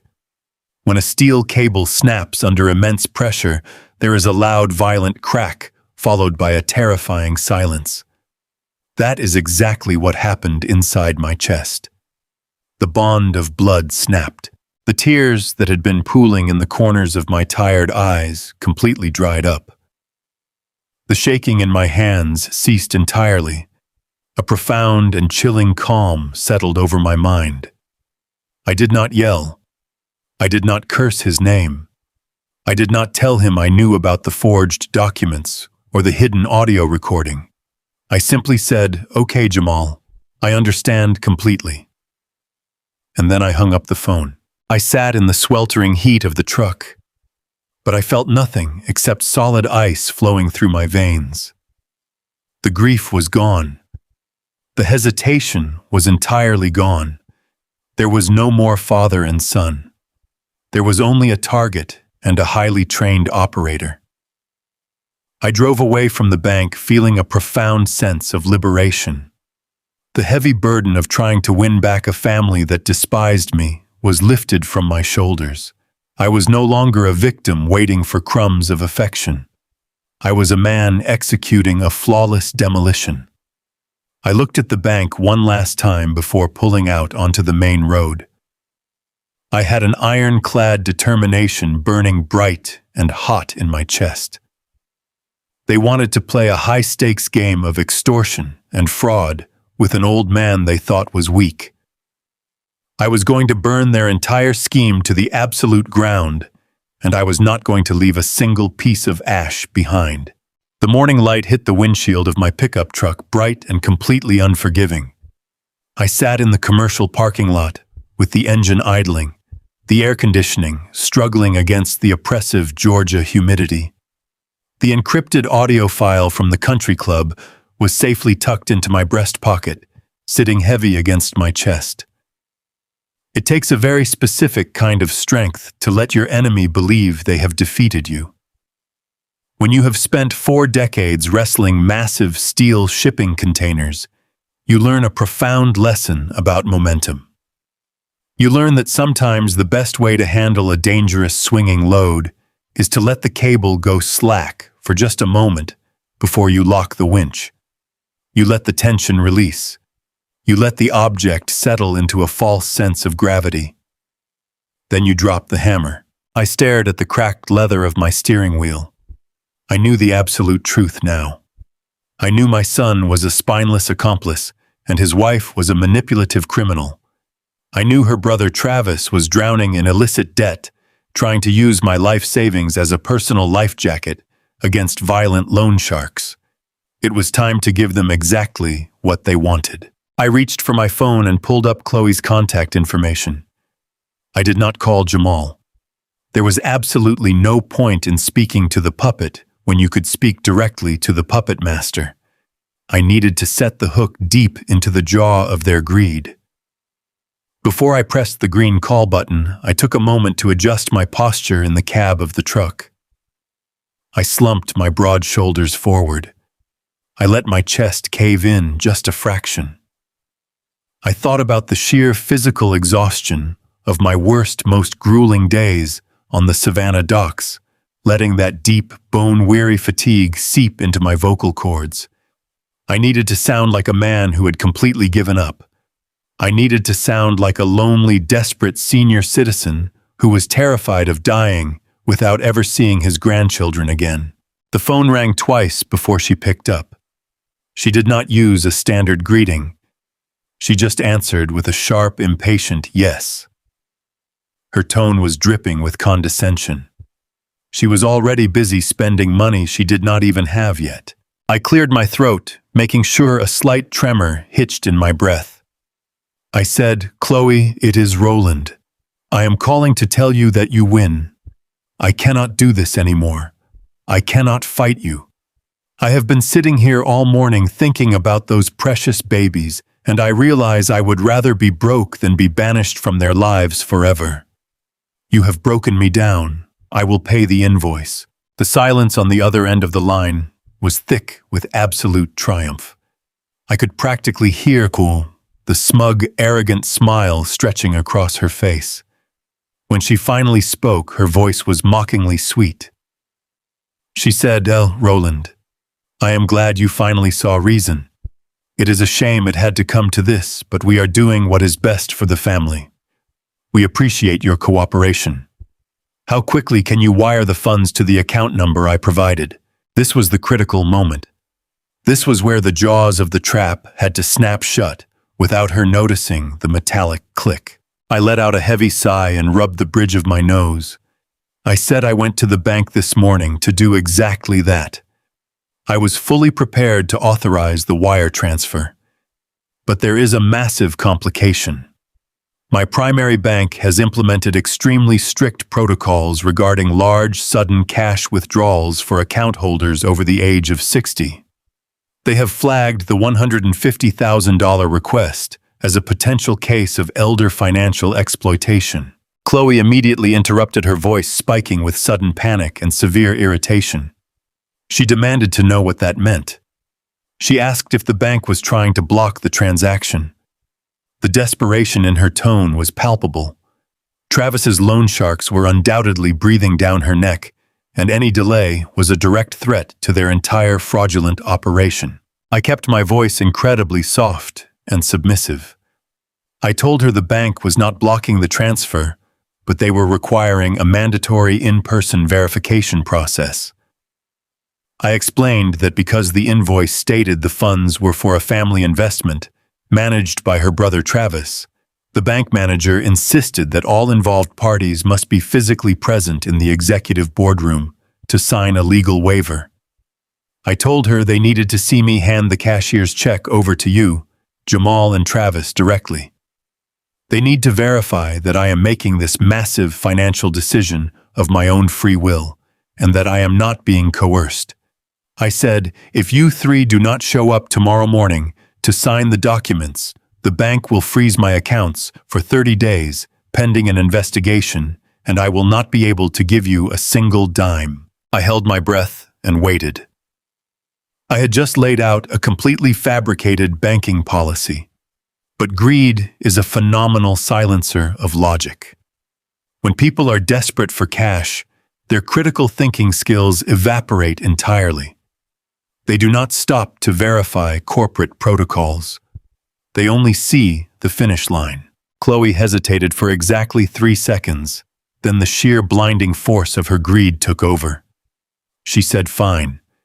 If that is what your stupid bank requires, then that is what we will do. Have the cashier's check printed and ready on the table. Jamal and I will be there tomorrow at 10 in the morning, and I will make sure Travis is there too. Do not try any tricks, Roland. If you mess this up, you will never see your grandchildren as long as you live." I told her I understood perfectly and ended the call. I tossed the phone onto the passenger seat and let out a long, slow exhale. The frail, broken grandfather persona instantly vanished. My spine straightened, my jaw clamped tight. They had taken the bait hook, line, and sinker. They were so blinded by their own arrogance that they actually believed an old working-class black man was just going to blindly hand over the fruits of 40 years of labor to a slimy white-collar broker like Travis.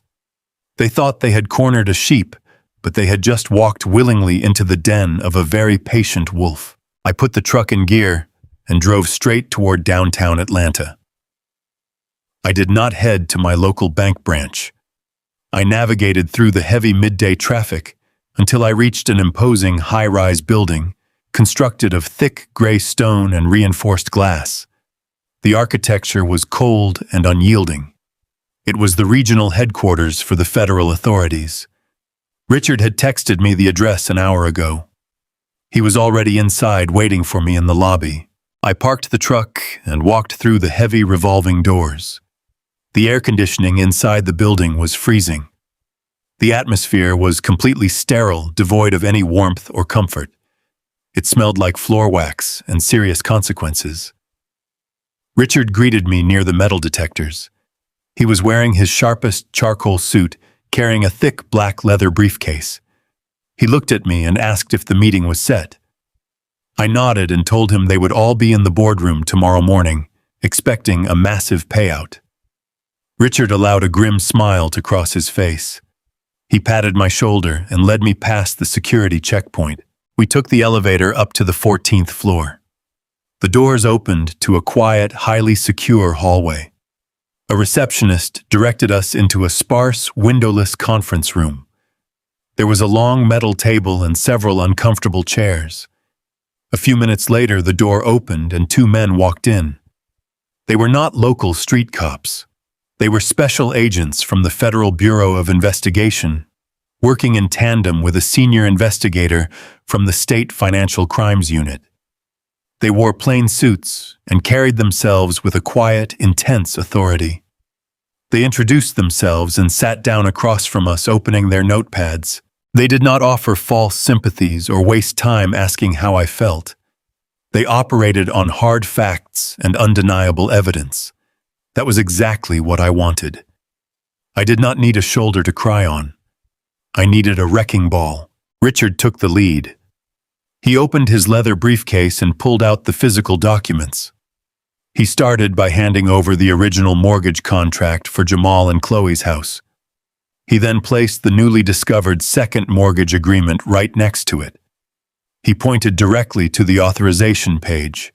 Richard looked at the lead federal agent and explained the situation with clinical precision.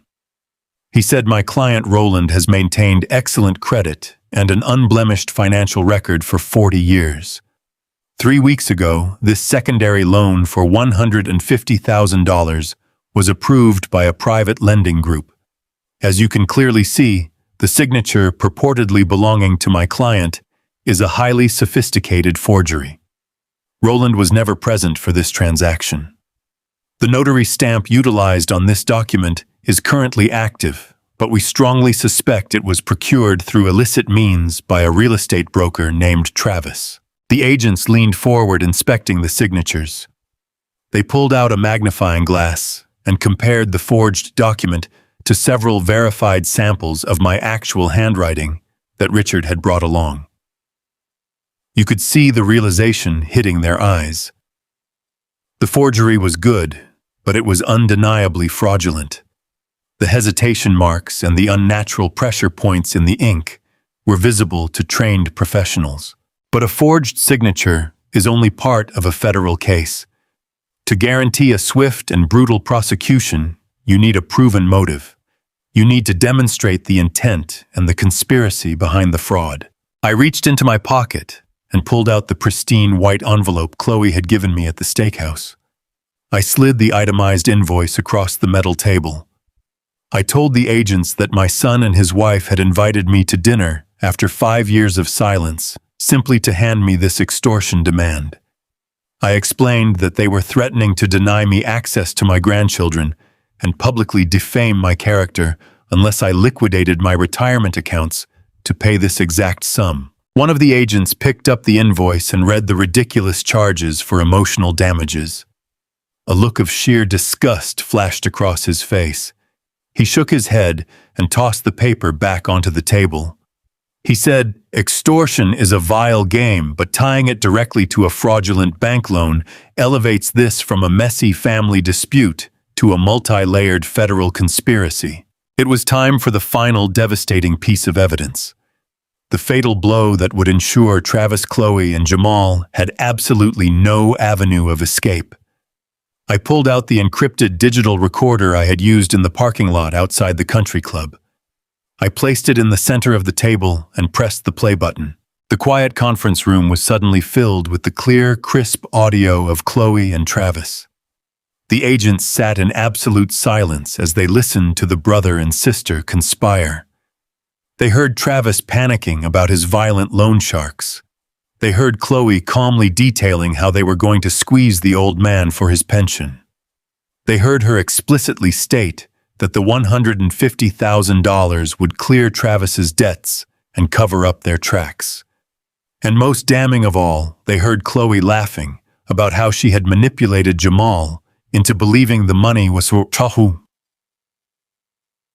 a college trust fund, proving that my son was an active participant in the extortion, even if he was oblivious to the underlying loan shark debt.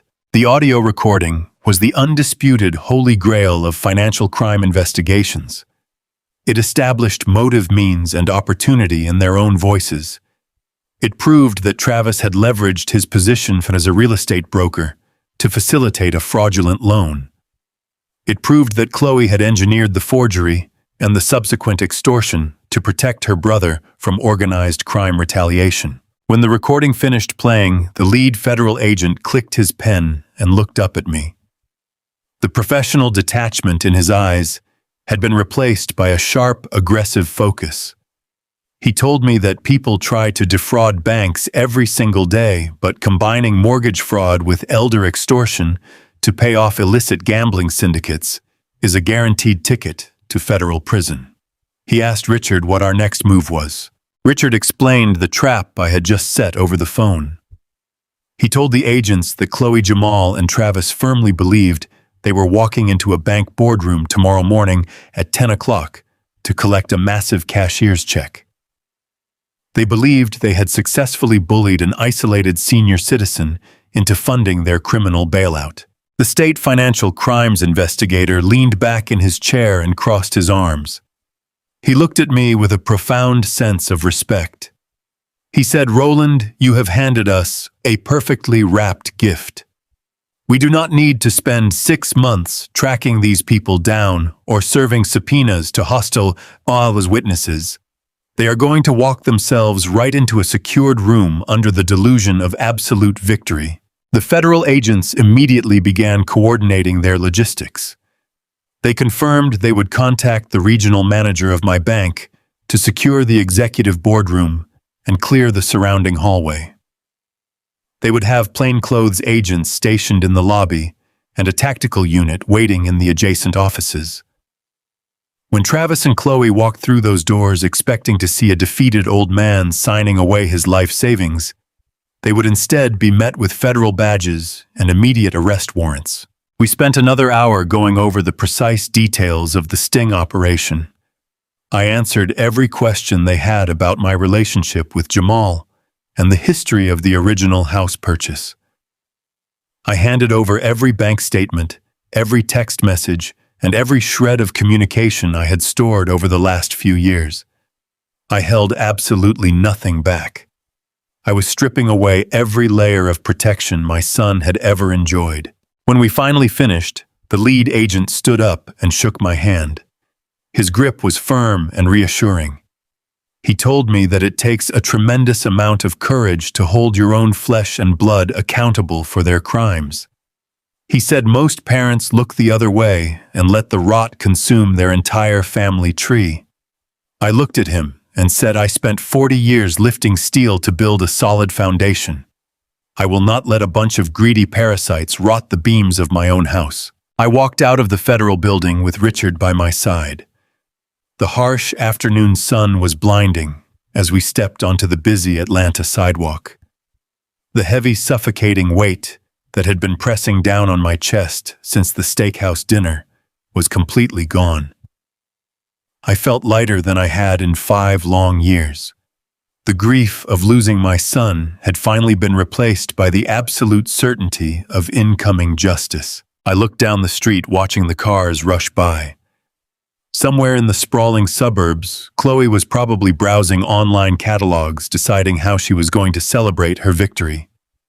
Travis was likely drinking cheap bourbon, believing he had just escaped the wrath of the underground syndicates. And Jamal, my foolish, cowardly son, was probably sitting in his quiet living room, convincing himself that extorting his father was a noble act for his children. They were all sleeping peacefully, completely unaware that a massive, devastating storm was already gathering right above their heads. The federal gears were turning, locking into place with ruthless efficiency. I walked toward my truck, ready to go home and get a good night of sleep.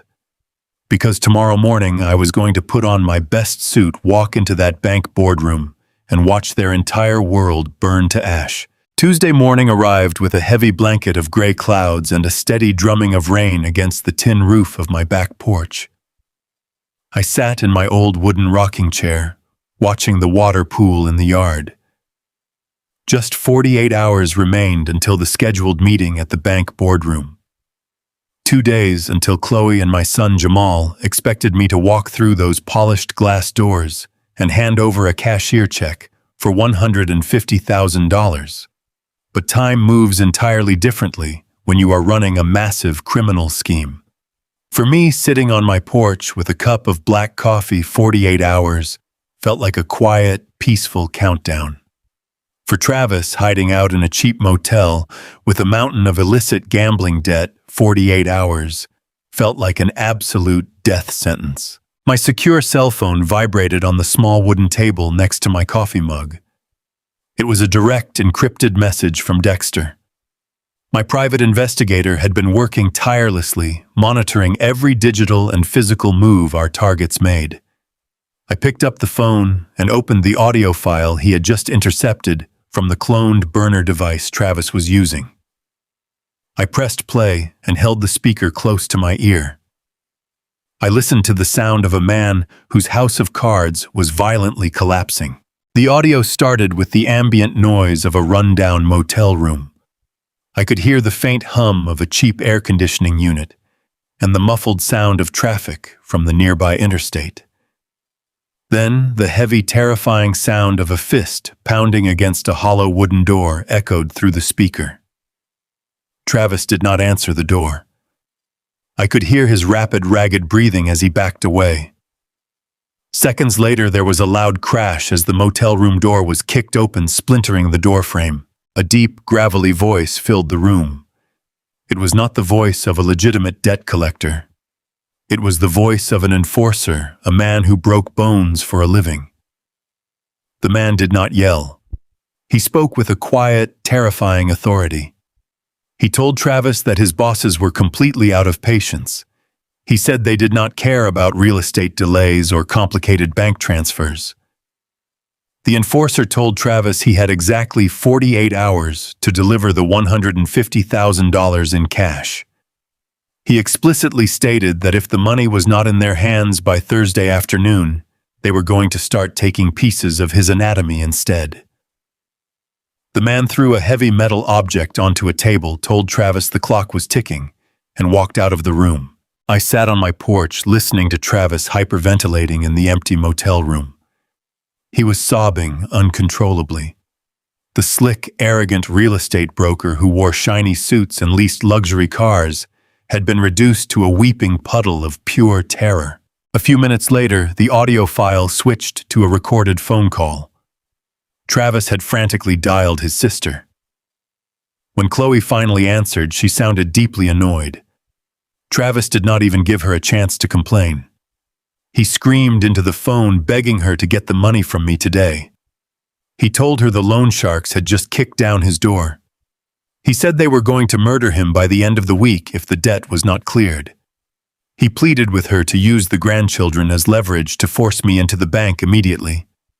He said the old man is soft. Just tell him you are taking the kids out of state if he does not wire the funds right this second. Chloe responded with a chilling, sociopathic calmness that made my blood run cold. She did not show an ounce of genuine concern for her brother facing physical violence. She only cared about her master plan. She snapped at him, telling him to shut up and stop acting like a coward. She said she was not going to call me again and risk ruining the entire setup. She explained that she had me exactly where she wanted me. She said the old fool is completely broken, and he agreed to meet us at the executive boardroom on Thursday morning. She told Travis that if she pushed me too hard right now, my bank might get suspicious and lock down the transfer entirely. We have to play by the bank rules to get the cash out clean, she insisted.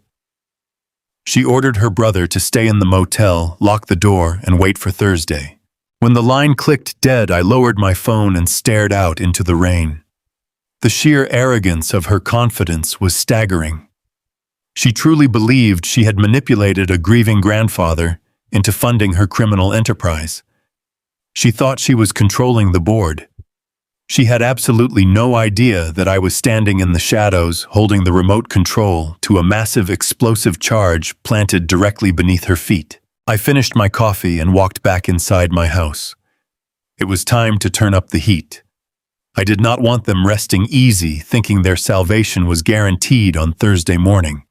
I wanted them sweating. I wanted them completely suffocated by financial panic. I picked up my keys and drove straight through the rain to Richard's law office. Richard was waiting for me with a stack of legal documents already prepared on his heavy oak desk. I told him I had just listened to the audio and that Travis was on the verge of a total breakdown. I told Richard it was time to squeeze their air supply until they could barely breathe. Richard adjusted his glasses and pulled a specific set of federal banking forms from the center of the pile. He explained the profound power of the legal mechanism we were about to use. Because my name was still listed as the primary financial co-signer on the original deed to Jamal and Chloe House, and because we possessed undeniable proof that a fraudulent second mortgage had been taken out using my forged signature, I had absolute legal standing to trigger a catastrophic financial lockdown. Richard called it an emergency hard fraud freeze. It was a severe protective measure designed by federal banking regulations to instantly halt any movement of compromised assets and protect victims of severe identity theft. I picked up the heavy gold pen resting on Richard's desk. He pointed to the signature lines on the official sworn affidavits. He told me that the second I signed these papers, he would submit them directly to the 3 major national credit bureaus and the primary banking institutions that held my son joint accounts. We were officially flagging their entire financial portfolio for suspected identity theft and massive real estate fraud. I asked him what the immediate physical effect would be on their end once the paperwork was filed. Richard gave me a cold, professional smile. He said every single piece of plastic in Chloe and Jamal wallets will instantly turn into useless garbage. Their checking accounts will be completely locked down pending a federal fraud investigation. Their home equity line of credit will be suspended immediately. They will not be able to withdraw a single dollar, transfer any funds, or make any basic purchases. They will be entirely paralyzed. I did not hesitate for a single second. I pressed the pen to the paper and signed my name with steady, forceful strokes. I authorized the emergency freeze on every single account associated with that house and their names. I authorized the lockdown of the fraudulent second mortgage. I legally sealed all the exits, locking them inside a burning building of their own making. Richard took the documents, stamped them with his notary seal, and immediately began transmitting the secure files to the federal banking authorities. He looked at me and said, "The freeze is live, Roland. It usually takes less than an hour to propagate through the global banking system. They are officially locked out of their own lives." I thanked Richard and left the office. The rain had stopped, leaving the air thick and muggy. I drove to a quiet park near the city center and parked my truck under the shade of a large oak tree. I rolled the windows down, letting the heavy breeze circulate through the cabin. I knew I would not have to wait long to see the results of our handiwork. Just past 1 o'clock in the afternoon, my phone rang. It was Dexter. The private investigator sounded almost amused as he gave me the live surveillance update. He had been physically tailing Chloe all morning, keeping a safe distance while monitoring her activities. Dexter told me that Chloe had driven her expensive luxury sport utility vehicle to a high-end outdoor shopping plaza in the wealthy district of Buckhead.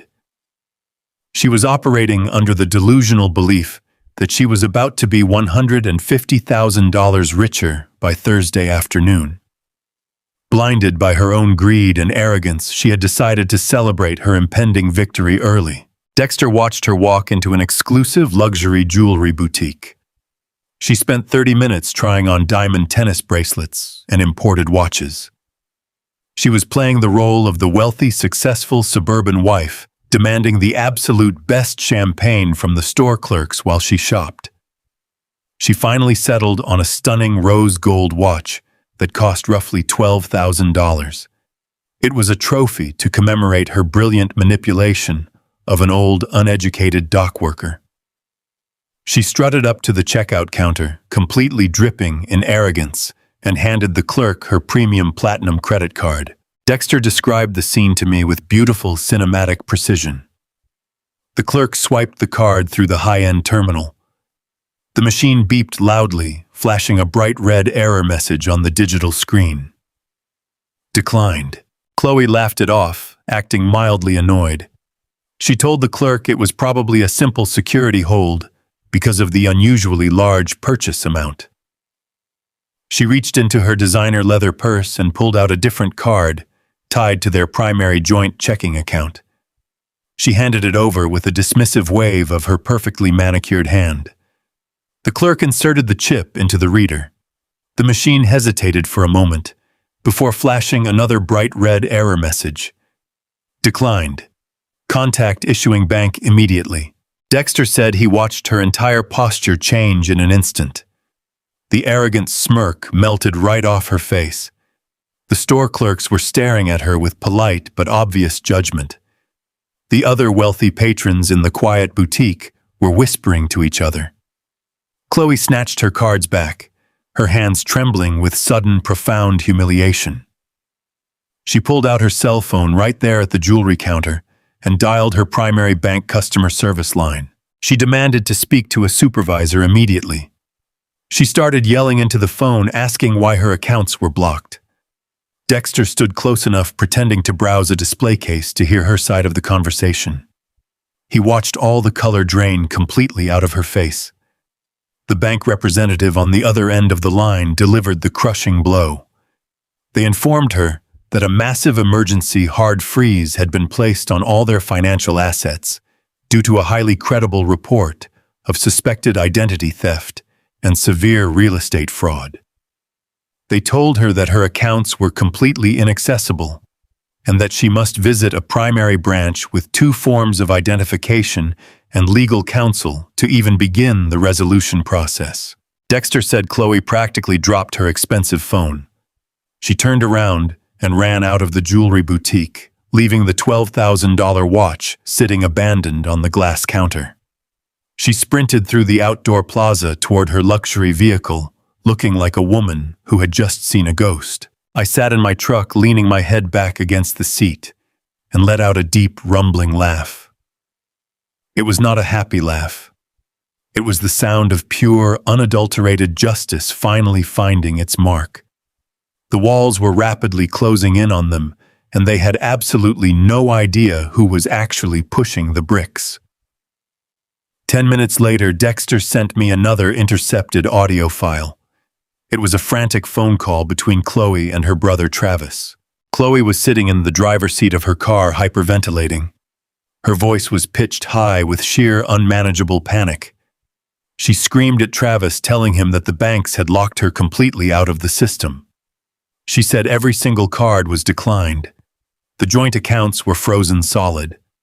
She told him the bank cited a fraud alert specifically linked to the second mortgage they had forged. Travis completely lost his mind on the other end of the line.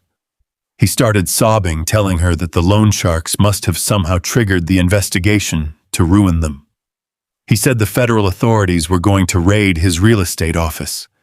He wailed that he was going to be murdered by the weekend if they did not get the cash immediately. But Chloe could not accept the reality of her situation. Manipulative sociopaths possess an incredible, terrifying ability to rationalize their own doom. She forced herself to calm down, taking deep, ragged breaths. She told Travis to stop crying and listen to her. She began weaving a desperate narrative to protect her fragile, breaking ego. She said, "Travis, listen to me right now. This is not the federal authorities. This is just a routine automated banking algorithm. The bank system simply flagged the massive $150,000 second mortgage we pulled out last week as a potential security risk because of the high interest rate and the sudden movement of equity. It is just an automated identity theft protection protocol triggered by a computer. It happens all the time with large, unexpected equity draws." Travis asked her how she could possibly know that for sure, with his voice shaking in pure terror. Chloe replied with supreme, blind confidence. She said, "Because nobody else knows about the forged signature, Travis. Jamal is too stupid to figure it out, and that old man Roland is too busy crying over his grandkids to check his credit report. It is just a temporary computer glitch. We just have to survive the next 48 hours without panicking." I listened closely as Chloe outlined her final, desperate lifeline. She told her brother this minor banking glitch proves exactly why we need the old man to show up on Thursday. Roland is bringing a clean, verified cashier check drawn directly from his untouched retirement pension. His money is completely untethered from our frozen accounts. When he hands us that paper, we bypass our locked checking accounts entirely. We endorse his clean check straight over to your underground lenders. The sharks get paid in untraceable funds the debt is wiped out, and we spend the next month sorting out the bank error with our lawyers. We just need Roland to walk through those glass doors. He is our absolute only way out of this nightmare. I pressed stop on the audio player and set my phone down. The absolute perfection of the trap was breathtaking to behold. I had locked every single door and nailed the windows completely shut. They had no money. They had no credit. They had no equity left to steal. They were facing imminent physical violence from underground criminals. The intense, suffocating pressure of the financial freeze had entirely blinded them to the reality that they were being actively hunted. They believed with every fiber of their being that the upcoming bank meeting was their ultimate salvation. They believed my cashier check was the magic key that would unlock their chains and set them free. They were completely cornered, and they did not even realize they were standing in a cage. They were rushing headlong toward the executive boardroom, eagerly anticipating a massive payday. They were pushing all their remaining chips into the center of the table, completely unaware that the dealer owned the entire casino. I sat in my truck and looked at my scarred, calloused hands. I thought about Jamal sitting in his dark, frozen house, waiting for his manipulative wife to come home and tell him more lies. He had chosen to be a coward. He had chosen to participate in extortion rather than stand up and be an honest man. Now he was going to walk blindly into a massive federal sting operation because he was too weak to ask the right questions and too greedy to protect his own father. I turned the key to the ignition. The heavy diesel engine roared to life, shaking the frame of the truck. I felt a deep, abiding peace settle into my chest. The sorrow that had plagued me for 5 long years was entirely gone, replaced by the clean, sharp edge of absolute resolve. I put the truck in gear and drove toward my quiet home. I needed to rest. I needed to be ready. Because when Thursday morning finally arrived, I was going to look them dead in the eye and watch their entire fraudulent empire turn to dust. The executive boardroom of the First National Bank was a place specifically designed to make working-class people feel incredibly small. The air conditioning was cranked so high It felt like a meat locker in the middle of a hot Georgia summer. The walls were paneled in rich, dark mahogany, and the carpet was thick enough to completely swallow the sound of your footsteps. I sat at the absolute head of the massive conference table. My calloused hands were resting flat against the cold, polished surface. I traced the smooth grain of the wood with my thumb. Lord knows these hands had spent 40 years gripping thick steel cables and wrestling heavy freight containers down at the Savannah port. I had built a life on honest sweat and grease and early mornings. Now I was sitting in a sterile tower of glass and money waiting to watch that life collide with a wall of pure, unadulterated greed. I had spent the last 5 years mourning my son Jamal.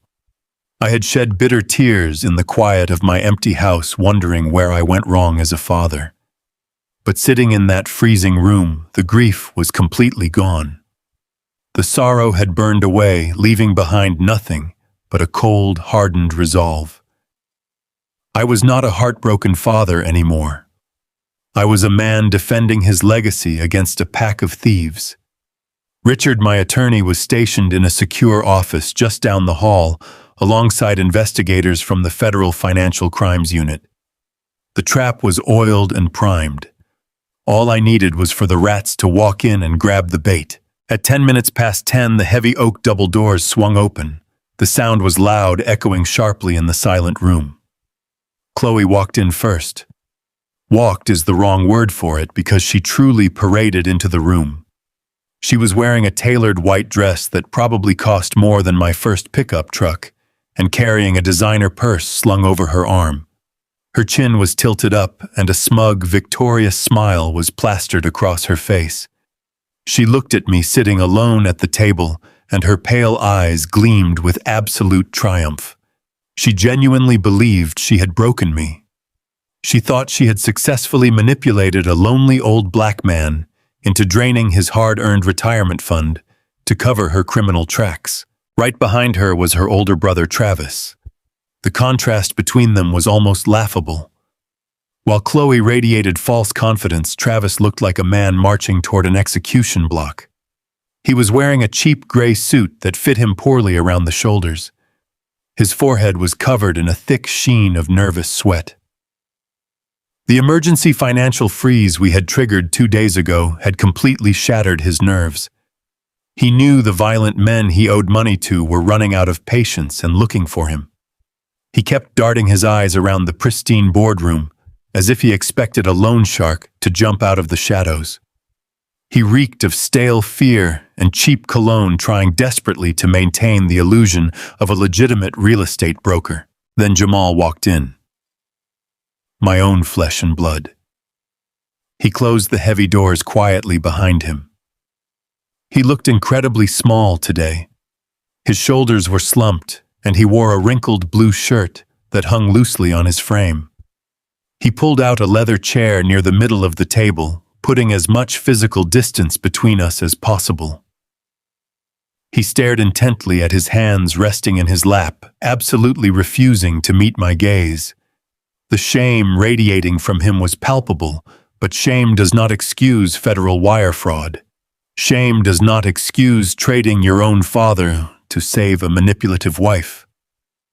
I looked at the boy I had raised, the boy I had sacrificed everything for, and I felt absolutely nothing. The emotional cord was permanently cut. Chloe did not bother with simple manners. She did not ask how I was doing. She pulled out the chair directly across from me, dropped her expensive purse on the table, and crossed her legs. She leaned forward and told me they were on a very tight schedule. She complained about the downtown traffic and said she had important appointments to keep. She asked me in a sharp, impatient tone if I had the cashier check ready for the $150,000. She treated me like a slow bank teller who was holding up her day. She spoke with the brazen entitlement of a parasite demanding its meal. Travis wiped his sweaty forehead with the back of his sleeve and forced a fake smile. He tried to project the smooth voice of a financial expert, but his vocal cords were tight with terror. He told me that I was making a remarkably wise choice for my grandchildren. He had the absolute audacity to say that my life savings would be managed with the utmost professional care through his investment channels. He claimed the trust accounts were fully prepared to receive the transfer and that we just needed my paper check to finalize the portfolio. It was a pathetic, desperate lie spilling from the mouth of a man who was fully aware he might not survive the week if he did not walk out of this bank with cash in his hands. I shifted my gaze back to Jamal. I waited to see if he would intervene. I waited to see if hearing these vile, ridiculous lies spoken out loud in a federal building would finally snap him out of his cowardice. I gave him one last silent opportunity to stand up and be a man. But he just kept his head down, perfectly silent and perfectly complicit in his own family destruction. He had made his bed, and now he was going to have to lie in it. Chloe drummed her perfectly manicured fingernails against the mahogany wood. She told me to stop staring and get on with it. She said the bank manager assured her we only needed to sign a basic release waiver to clear the security hold on my account. She demanded that I hand over the check right now so they could leave. She even had the nerve to add a sweetener, saying that maybe once this was all settled, they might consider letting me see the kids for the holidays. She was dangling my own bloodline like a carrot on a stick, completely convinced I was weak enough to chase it. I did not blink. I did not speak. I simply stared at her with a heavy, unyielding gaze until her smug smile began to crack just a fraction at the edges. The silence in the massive boardroom grew incredibly dense. The only sound was the ticking of the wall clock and the ragged, shallow breaths coming from Travis. I let the tension build. I wanted them to feel the sheer suffocating weight of the moment. I wanted their anticipation to stretch until it became unbearable. Slowly and deliberately, I reached down into the battered leather messenger bag resting by my boots. I did not pull out a bank draft. I did not pull out a checkbook. I pulled out a thick, heavy manila folder. I placed it flat on the center of the mahogany table. I pressed my calloused palm firmly against the thick paper. Then, with a single smooth, forceful motion, I slid the folder across the long, polished table. The rough paper made a loud, harsh scraping sound against the wood. It slid to a perfect stop exactly 1 inch away from Chloe and her resting hands. I looked directly into her cold, pale eyes. My voice was calm, low, and completely empty of any paternal warmth. I told her the money she wanted was right there in the folder. I told her to go ahead and open it. Chloe looked at the folder with a sudden flash of profound confusion.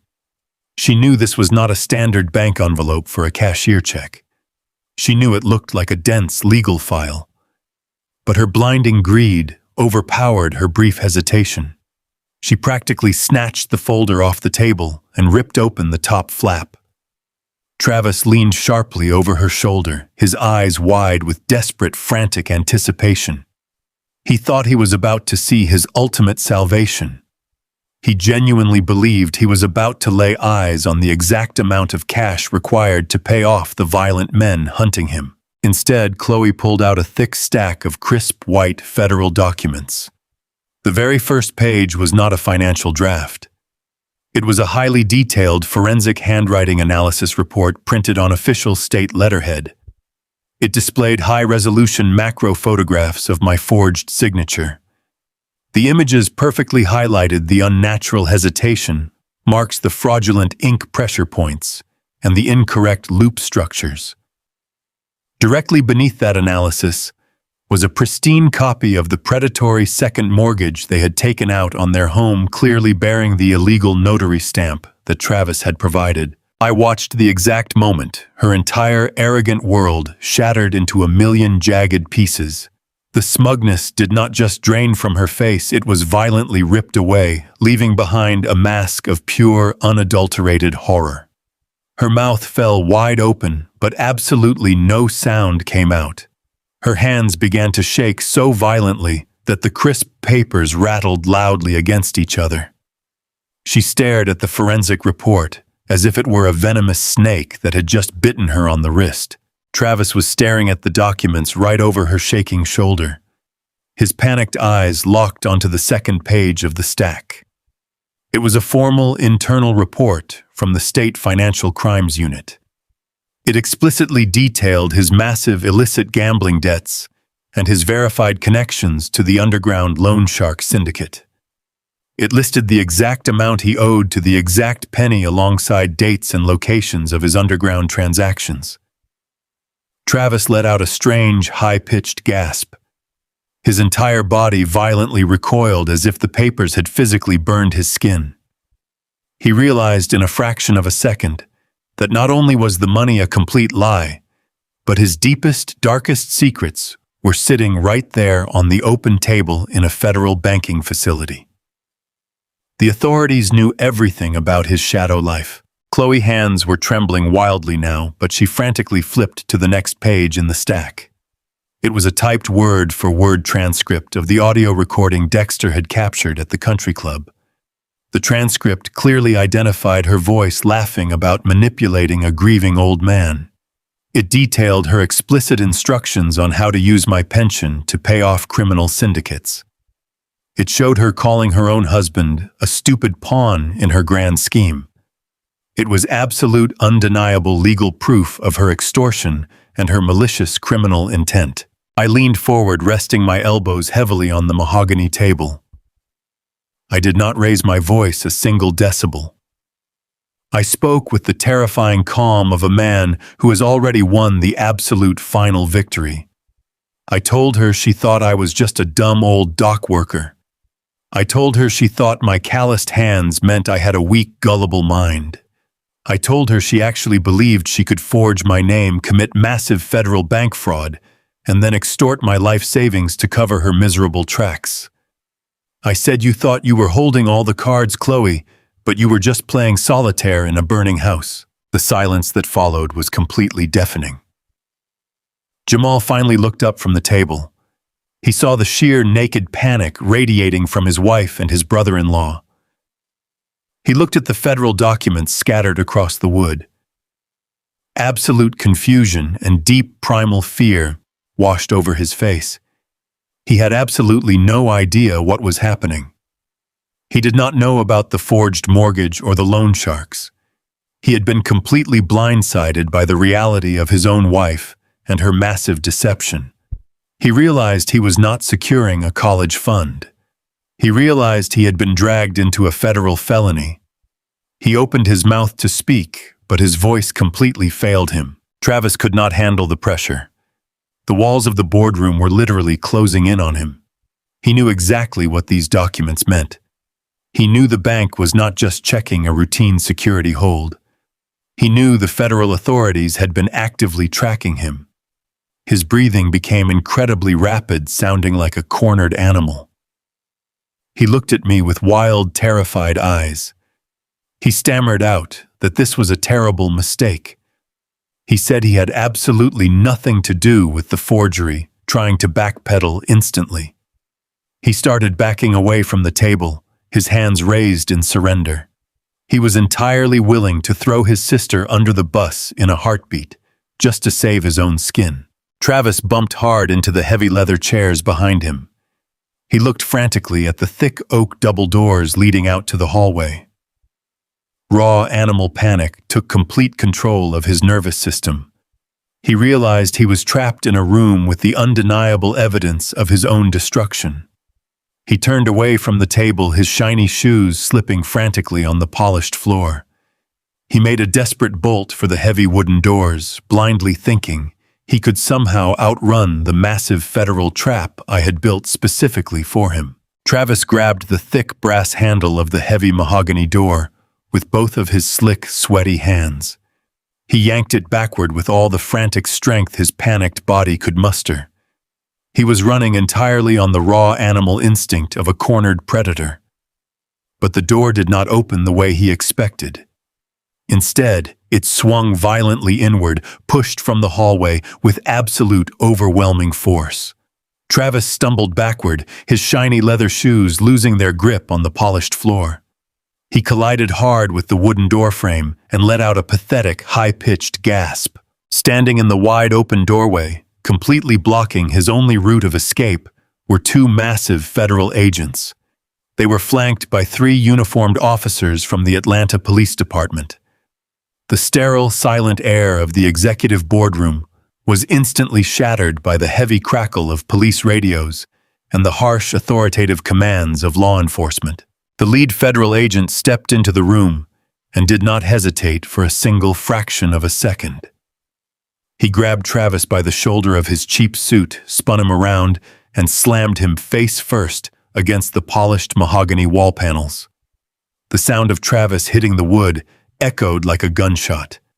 The agent kicked Travis' legs apart and forcefully pulled his arms behind his back.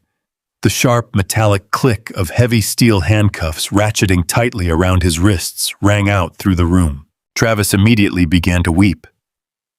The slick, arrogant real estate broker who loved to brag about his luxury cars and his high-rolling lifestyle was completely gone. He was reduced to a sobbing, trembling mess. He cried out, begging the officers to let him go, claiming he had absolutely no idea what was happening.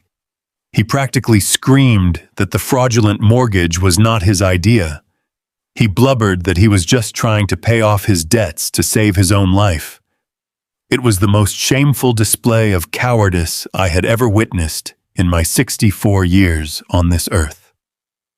The federal agents ignored his pathetic whining entirely. They simply read him his rights in a flat, clinical tone and dragged him out into the hallway like a sack of garbage. Chloe stood frozen near the edge of the massive conference table. The arrogant smirk that had been plastered across her face just 10 minutes ago had completely vanished.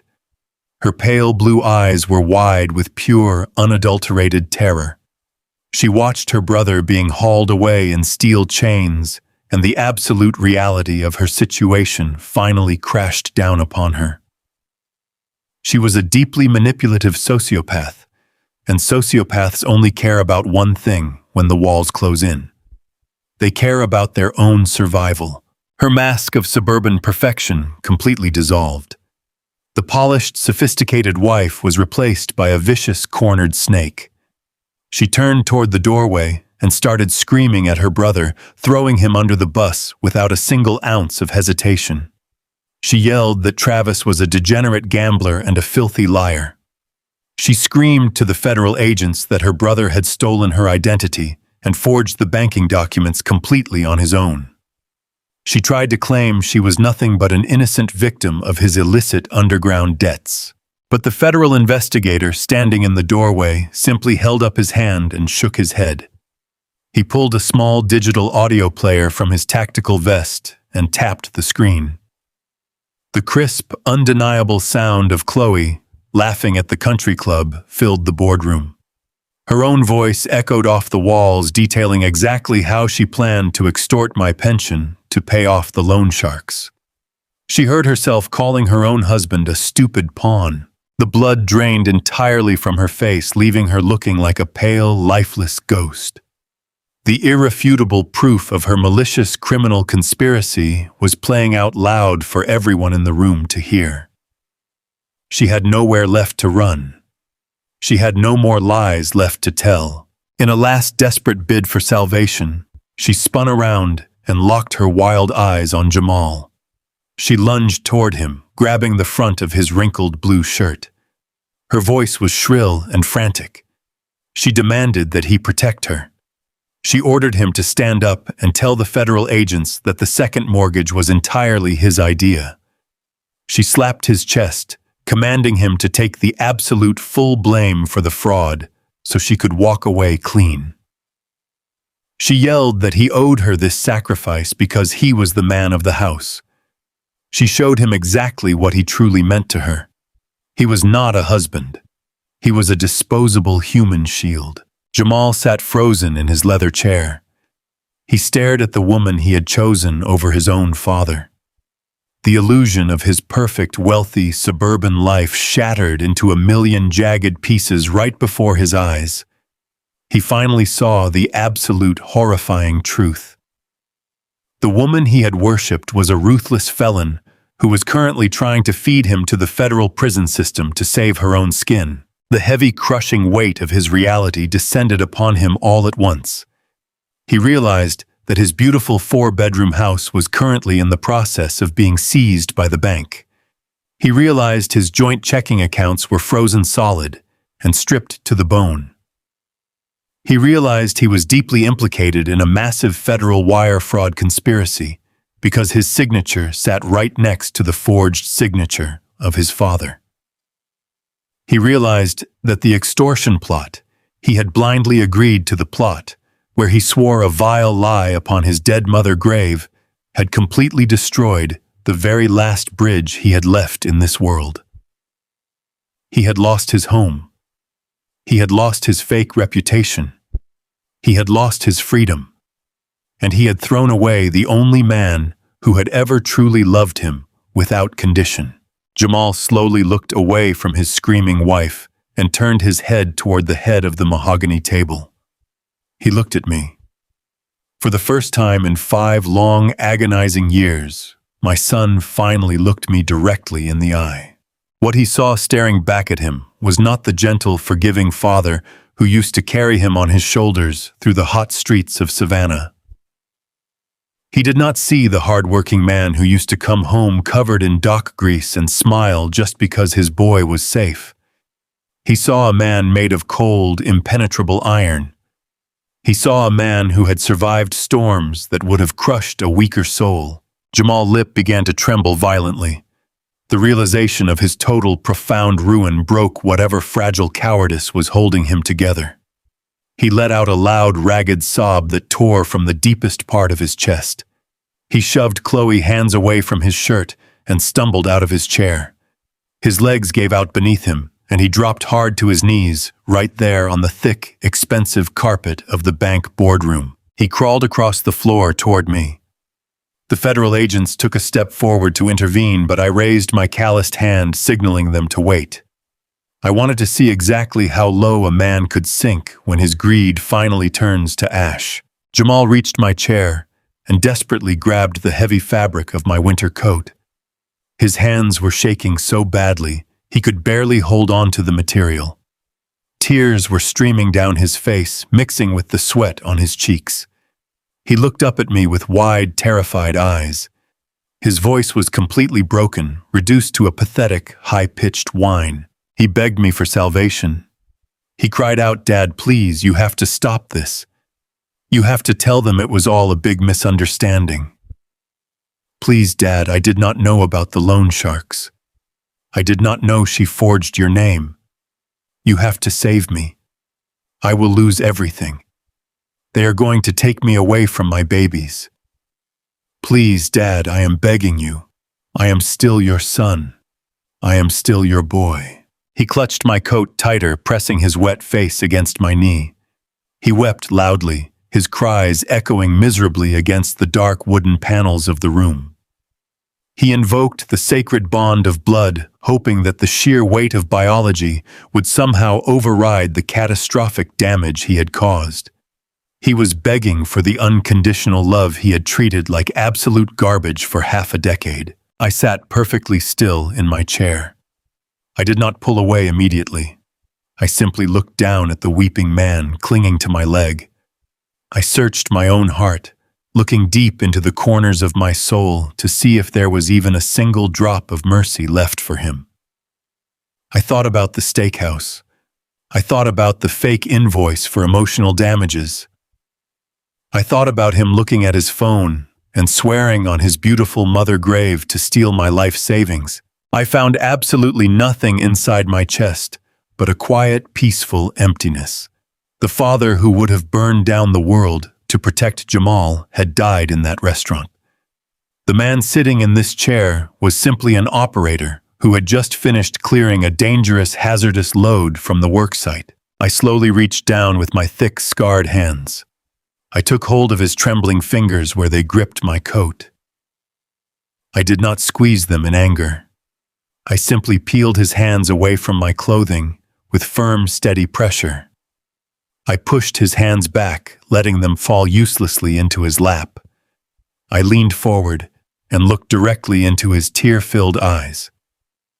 My voice was incredibly calm and incredibly cold.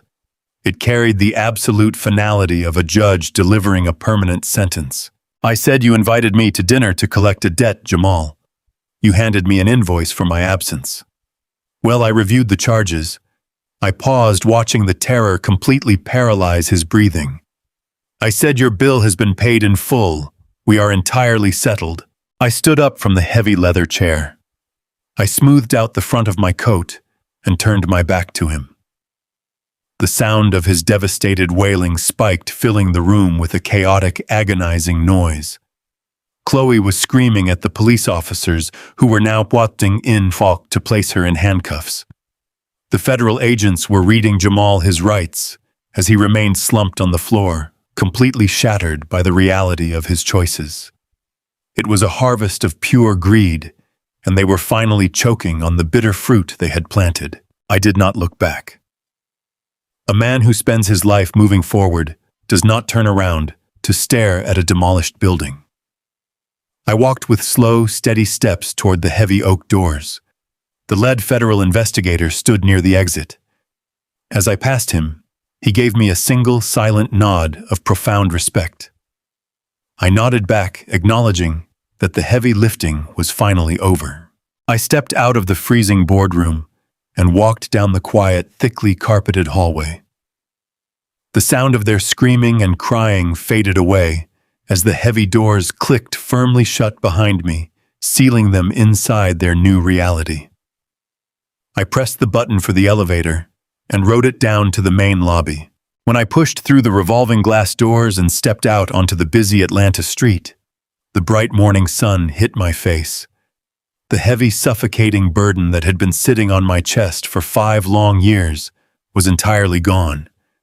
The air felt incredibly light and clean. I took a deep, expansive breath, filling my lungs with freedom.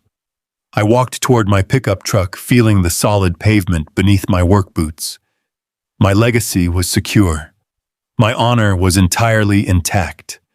I had survived the storm, and I was finally going home to live the rest of my days in absolute peace. Sometimes the most painful lessons in life are the ones that save us from being consumed by the darkness of others. We pour our hearts into our families, but we must never allow our love to become a weapon used against our own dignity. If my story touched your heart today and reminded you of the value of standing firm in your own truth, please leave a like to bring a little sunshine to this father heart.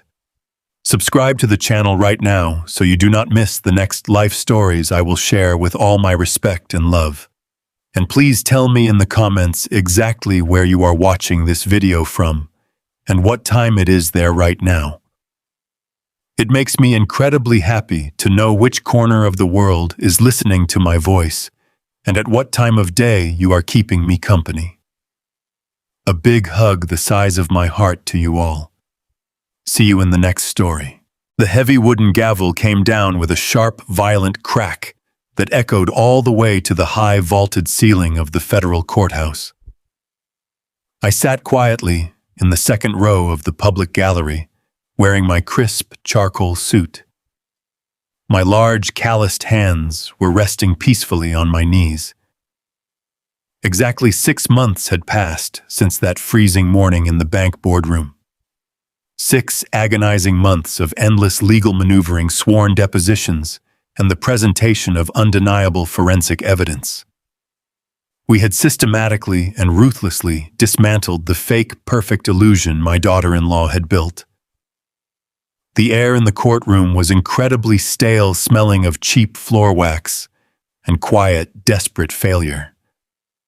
I watched the federal judge shuffle his thick stack of paperwork. He was a stern, older gentleman with a face carved deep by years of listening to criminals make pathetic, empty excuses. He did not buy a single solitary word of the apologies being offered today. Travis stood trembling at the defense table. He was no longer the slick, arrogant real estate broker wearing overpriced cologne and tailored Italian suits. The county holding facility had completely stripped away his false bravado. He wore an oversized bright orange jumpsuit that made his shoulders look incredibly fragile and narrow. His hair was thinning rapidly, and his hands shook constantly against the wooden table. The federal prosecutor had been absolutely merciless. She laid out his entire underground gambling operation, his dangerous connections to violent loan sharks, and his direct intentional involvement in the fraudulent second mortgage scheme. The judge looked down at Travis with a gaze of absolute disgust. He delivered the sentence without a single trace of mercy. 10 years in federal prison without the possibility of early parole. Travis literally collapsed into his wooden chair, burying his pale face deep in his hands. He wept loudly, his shoulders heaving with raw terror, but nobody in the silent room felt an ounce of pity for him. He was finally going to a place where he could not forge signatures, manipulate banks, or scam innocent, hard-working people. He was going to spend an entire decade living in a cold, concrete cell, paying heavily for the blind greed that had consumed his soul. I watched the armed bailiffs place heavy steel cuffs on his wrists and forcefully lead him through a secure side door. I felt a deep, profound sense of closure settle into my bones. One parasite had been permanently removed from the host. Then it was time for Chloe to face the music. She sat at the adjacent defense table looking like a hollow, shattered shell of the smug, wealthy, suburban wife she used to be. The state prosecutors had offered her a severe, strict plea deal to avoid a lengthy public trial that would have exposed even more of her malicious, illegal activities. She took the deal instantly because cowards always take the path of least resistance when they are cornered. The judge handed down a strict sentence of heavily monitored probation, massive financial restitution, and mandatory court-ordered community service. But the criminal sentence was absolutely nothing compared to the complete devastation of the family court ruling that followed. Because of her felony fraud conviction and her documented association with dangerous underground criminals, the state immediately intervened regarding the welfare of her children. Child Protective Services launched a massive comprehensive investigation into her home life. They deemed her unfit to provide a safe, stable environment and completely stripped her of primary custody. They made my precious grandchildren wards of the state, pending a further permanent review. That was the exact moment I stepped out of the shadows and back into the light. With Richard standing right by my side, I filed an emergency legal petition for formal grandparents' visitation and temporary custody rights. The family court judge carefully reviewed my clean lifetime record, my rock-solid financial stability, and the massive mountain of evidence proving Chloe had maliciously and intentionally isolated me from my own blood. The ruling was swift and entirely in my favor. I will never forget the beautiful sunny morning I walked into the temporary foster placement facility to pick up my grandchildren for our very first weekend visit. When those two beautiful, innocent kids ran down the long, brightly lit hallway and threw their small arms tightly around my neck, the thick, heavy ice that had surrounded my heart for 5 long years completely melted away. I held them so tightly against my chest, breathing in the sweet scent of their hair, thanking God for delivering them back to me safely. Chloe lost the very weapons she had used to torture me. She was reduced to heavily supervised visits in a sterile government room, while I got to take my grandchildren to the local park, buy them double-scoop ice cream cones, and watch them laugh and run freely in the warm Georgia sun. And then there was Jamal, my only son. The boy I had sacrificed my entire body and my youth to raise. He did not go to federal prison because Chloe and Travis had kept him completely in the dark about the actual mechanical details of the loan shark debt and the physical forgery. But legal ignorance does not protect you from the catastrophic fallout of a ruined life. Jamal lost absolutely everything he held dear. Because his name was tied directly to the fraudulent second mortgage, the bank triggered an immediate ruthless foreclosure on his beautiful four-bedroom suburban home. He was formally evicted from the wealthy neighborhood he cared so much about impressing. He had to pack his meager belongings into black plastic trash bags and move into a cramped, run-down apartment complex on the far side of town. He was left drowning in a massive, suffocating ocean of debt. The exorbitant legal fees, the harsh bank penalties, and the unpaid credit card bills Chloe had secretly racked up fell squarely onto his tired shoulders. He now works 60 grueling hours a week at a warehouse job he absolutely hates just to keep the lights on and pay the massive restitution ordered by the courts. I drive past his apartment building sometimes when I am running errands in the city. I see his old beat-up car parked on the dirty street. I know he sits in that tiny dark living room every single night staring at the blank walls, finally realizing that he traded a father who loved him fiercely for a woman who merely used him as a pawn. He threw away his entire family for an empty illusion of status. We do not speak at all. He tried to call me a few times over the last few months, leaving pathetic, sobbing voicemails, begging for a second chance and asking for financial help. But the bridge between us burned down to the absolute foundation. I forgave him in my heart so I could find my own spiritual peace, but I will never let him back into my life. A man must live with the bitter harvest he planted. As for the foreclosed house, I took a profound measure of satisfaction in exactly how that played out. Because I was the primary financial co-signer and possessed clean liquid capital, I negotiated directly with the bank during the foreclosure process. I took full legal possession of the property, holding the primary deed free and clear of their fraudulent, toxic liens. I hired a professional crew to clean it out, put a fresh, bright coat of paint on all the walls, and immediately put the property back on the open market. In the booming Atlanta real estate climate, the house sold in less than a single month for significantly more than its original purchase value. When the escrow finally cleared and the funds were securely deposited into my private account, I recovered every single dime of my retirement savings plus a very handsome profit. I took back everything they tried to steal from me and then some.